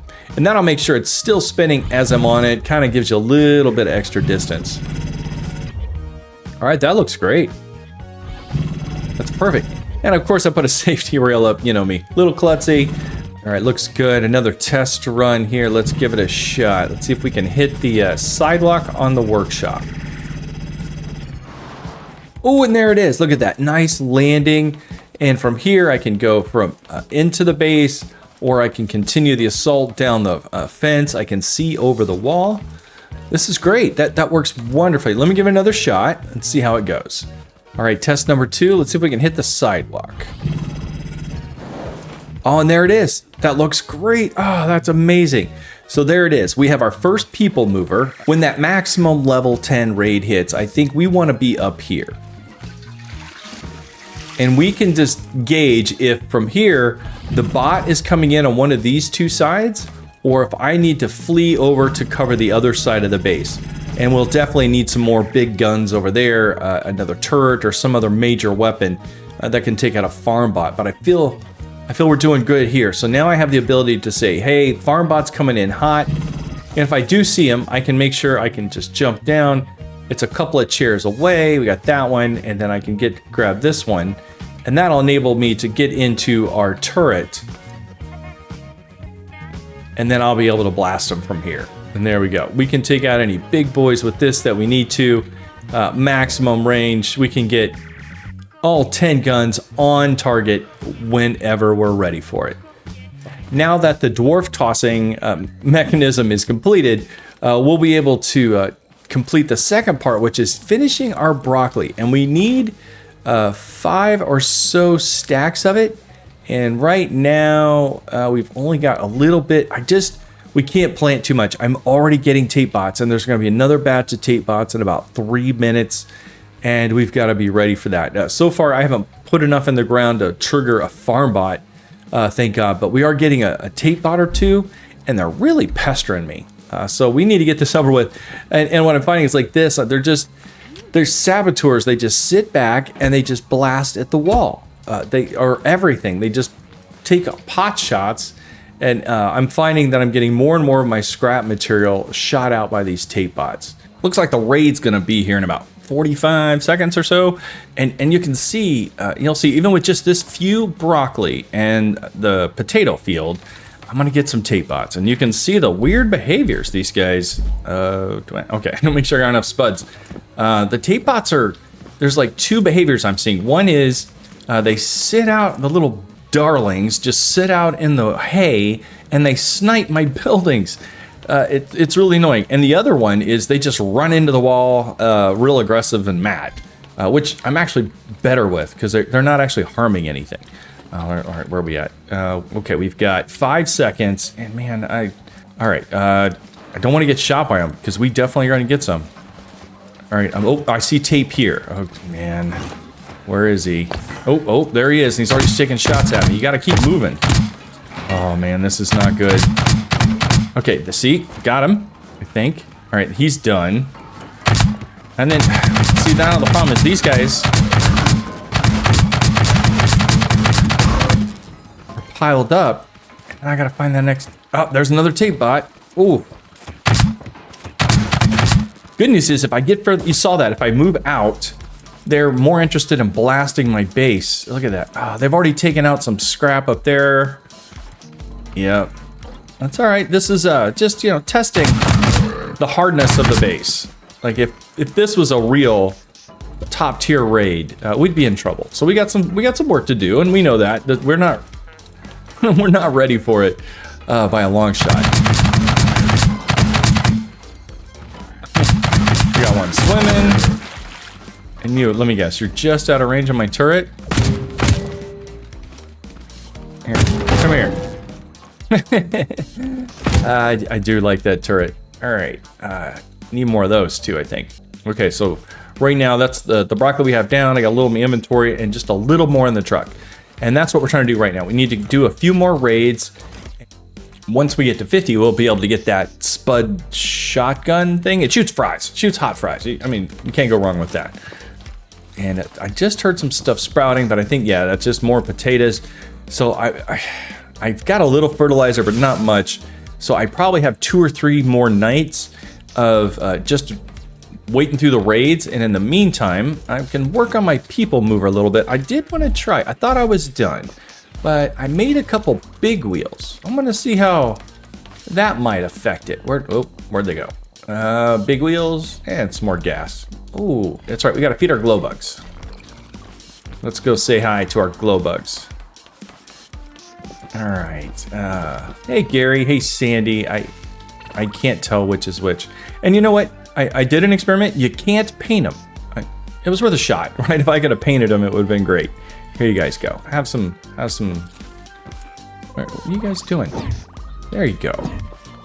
So right now, when I hit this thing, waits a second, and then it holds a pulse for a full second, so you get full send, and I land right there most of the time. I do, like frame rates and things. Sometimes I'll land under it, but I get behind the wall, and actually it lands pretty good. Most of the time on his feet.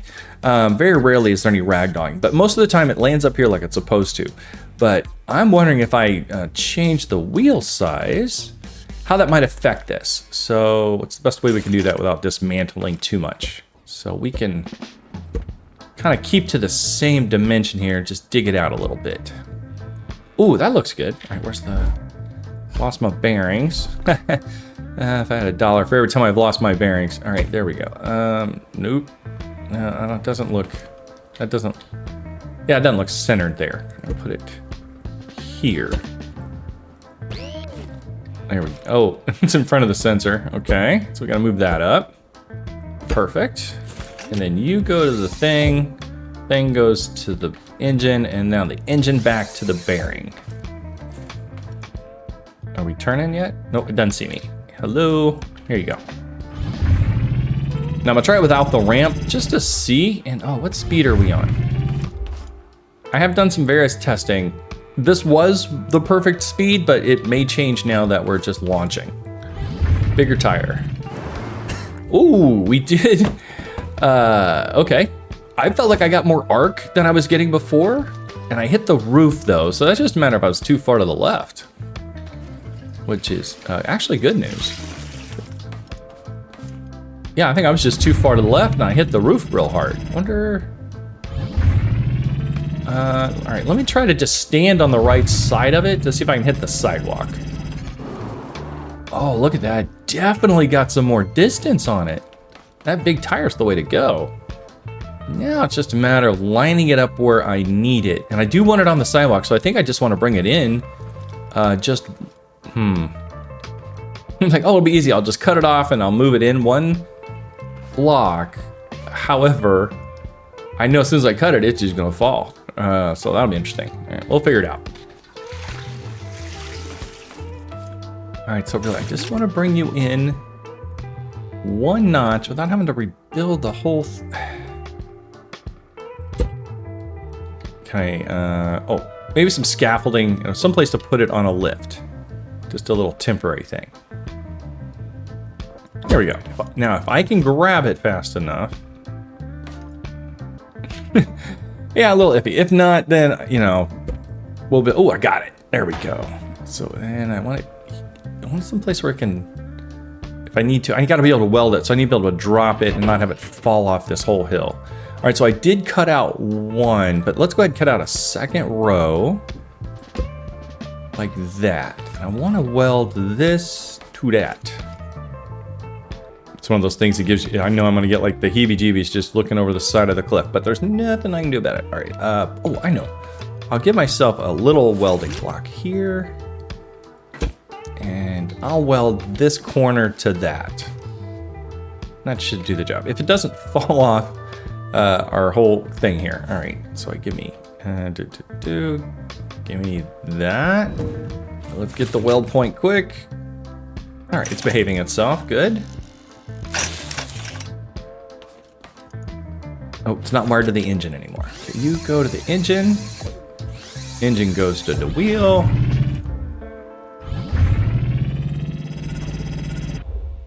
All right, looks good. Test flight number 1. Where's that? Where is that sidewalk? Okay, we're a little further over. I don't know if this is far enough because I feel like I'm gonna hit the roof. Ooh, ooh, hit a little hard, but we landed on a place that's safe off the ground. Right about there. I lowered it down a notch. Thought maybe it'd be less aggressive if it didn't have to send me so, if I wasn't so high in the air when it started. Because this bigger tire is really definitely sending me. Oop, all right, I'm gonna reattach the engine. Okay, and now we're on the floor with the engine. I like it, I originally wanted it down here anyway, and I think with this extra force, if it's enough to get us there. Oh, look at that. That's so nice. It was smooth. This is a little nicer.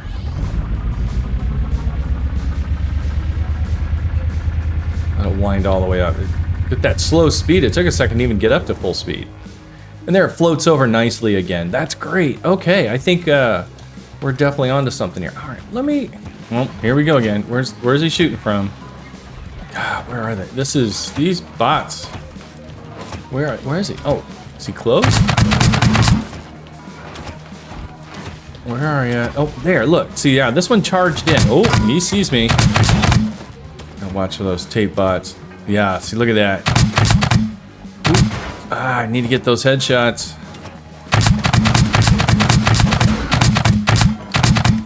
Another night or two. And by then, hopefully those tape bots have not ripped apart everything that's made of scrap in this place. All right, I didn't wire the chair up. All right, so back to row 1. We turn you on. You go do your thing. All right, and I need to immediately plant some of these seeds. I don't want too many though. Okay, so we'll plant just 20 more. But we're doing good. That was 14 more. So yeah, one more harvest should do the trick. And then we'll have all the broccoli we need to get that shotgun. All right, where are you coming forward this time? Oop, there's one right there. Where you at? Where you at? Where you at? Got him. Oh, I hear tape bot.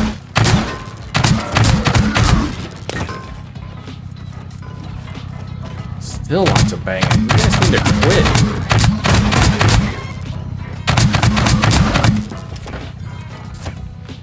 Oh, I hear tape bot. Just moving. There he is.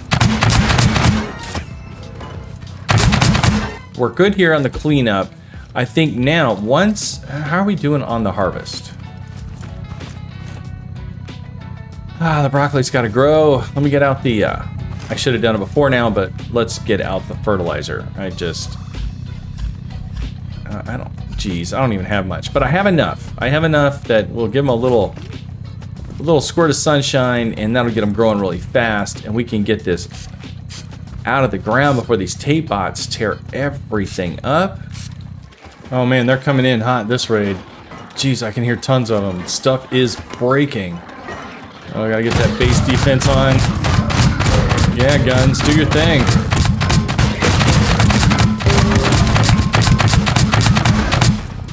Jeez, so many of them. I still haven't found the tape bots yet. There's one. I gotta keep moving. Alright, you play with the cow crates. You can't hurt those.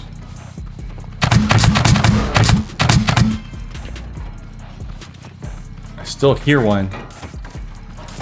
Yep. Yep. Oh, another one. Oh, Jesus. Oh, no. Oh, this is so bad.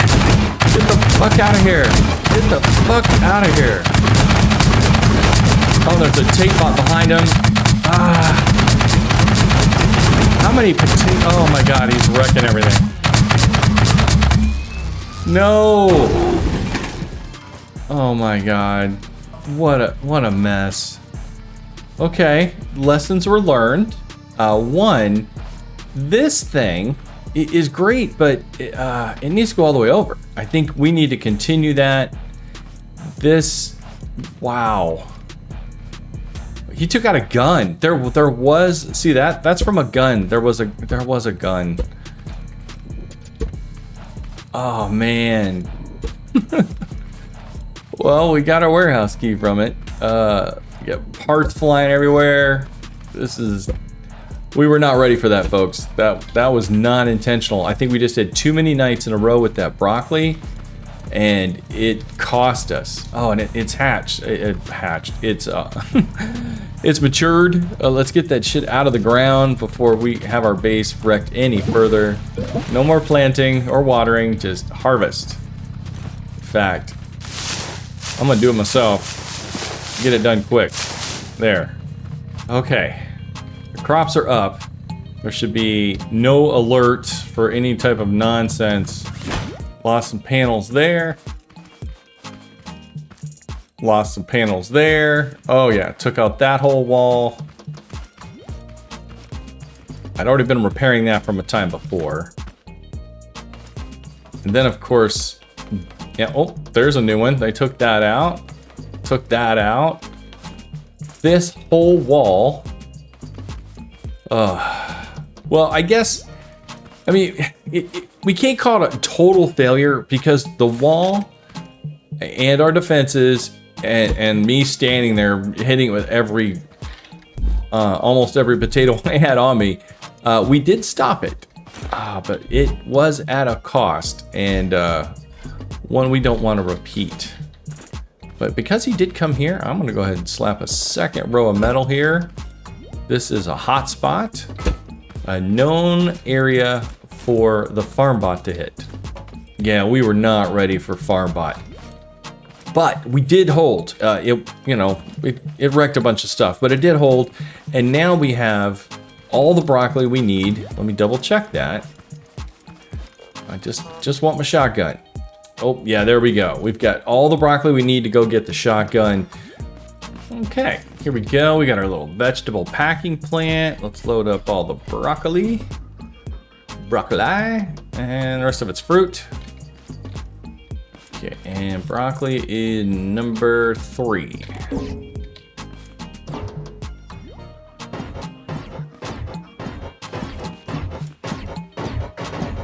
Three on that side. Catch this one. Gotcha.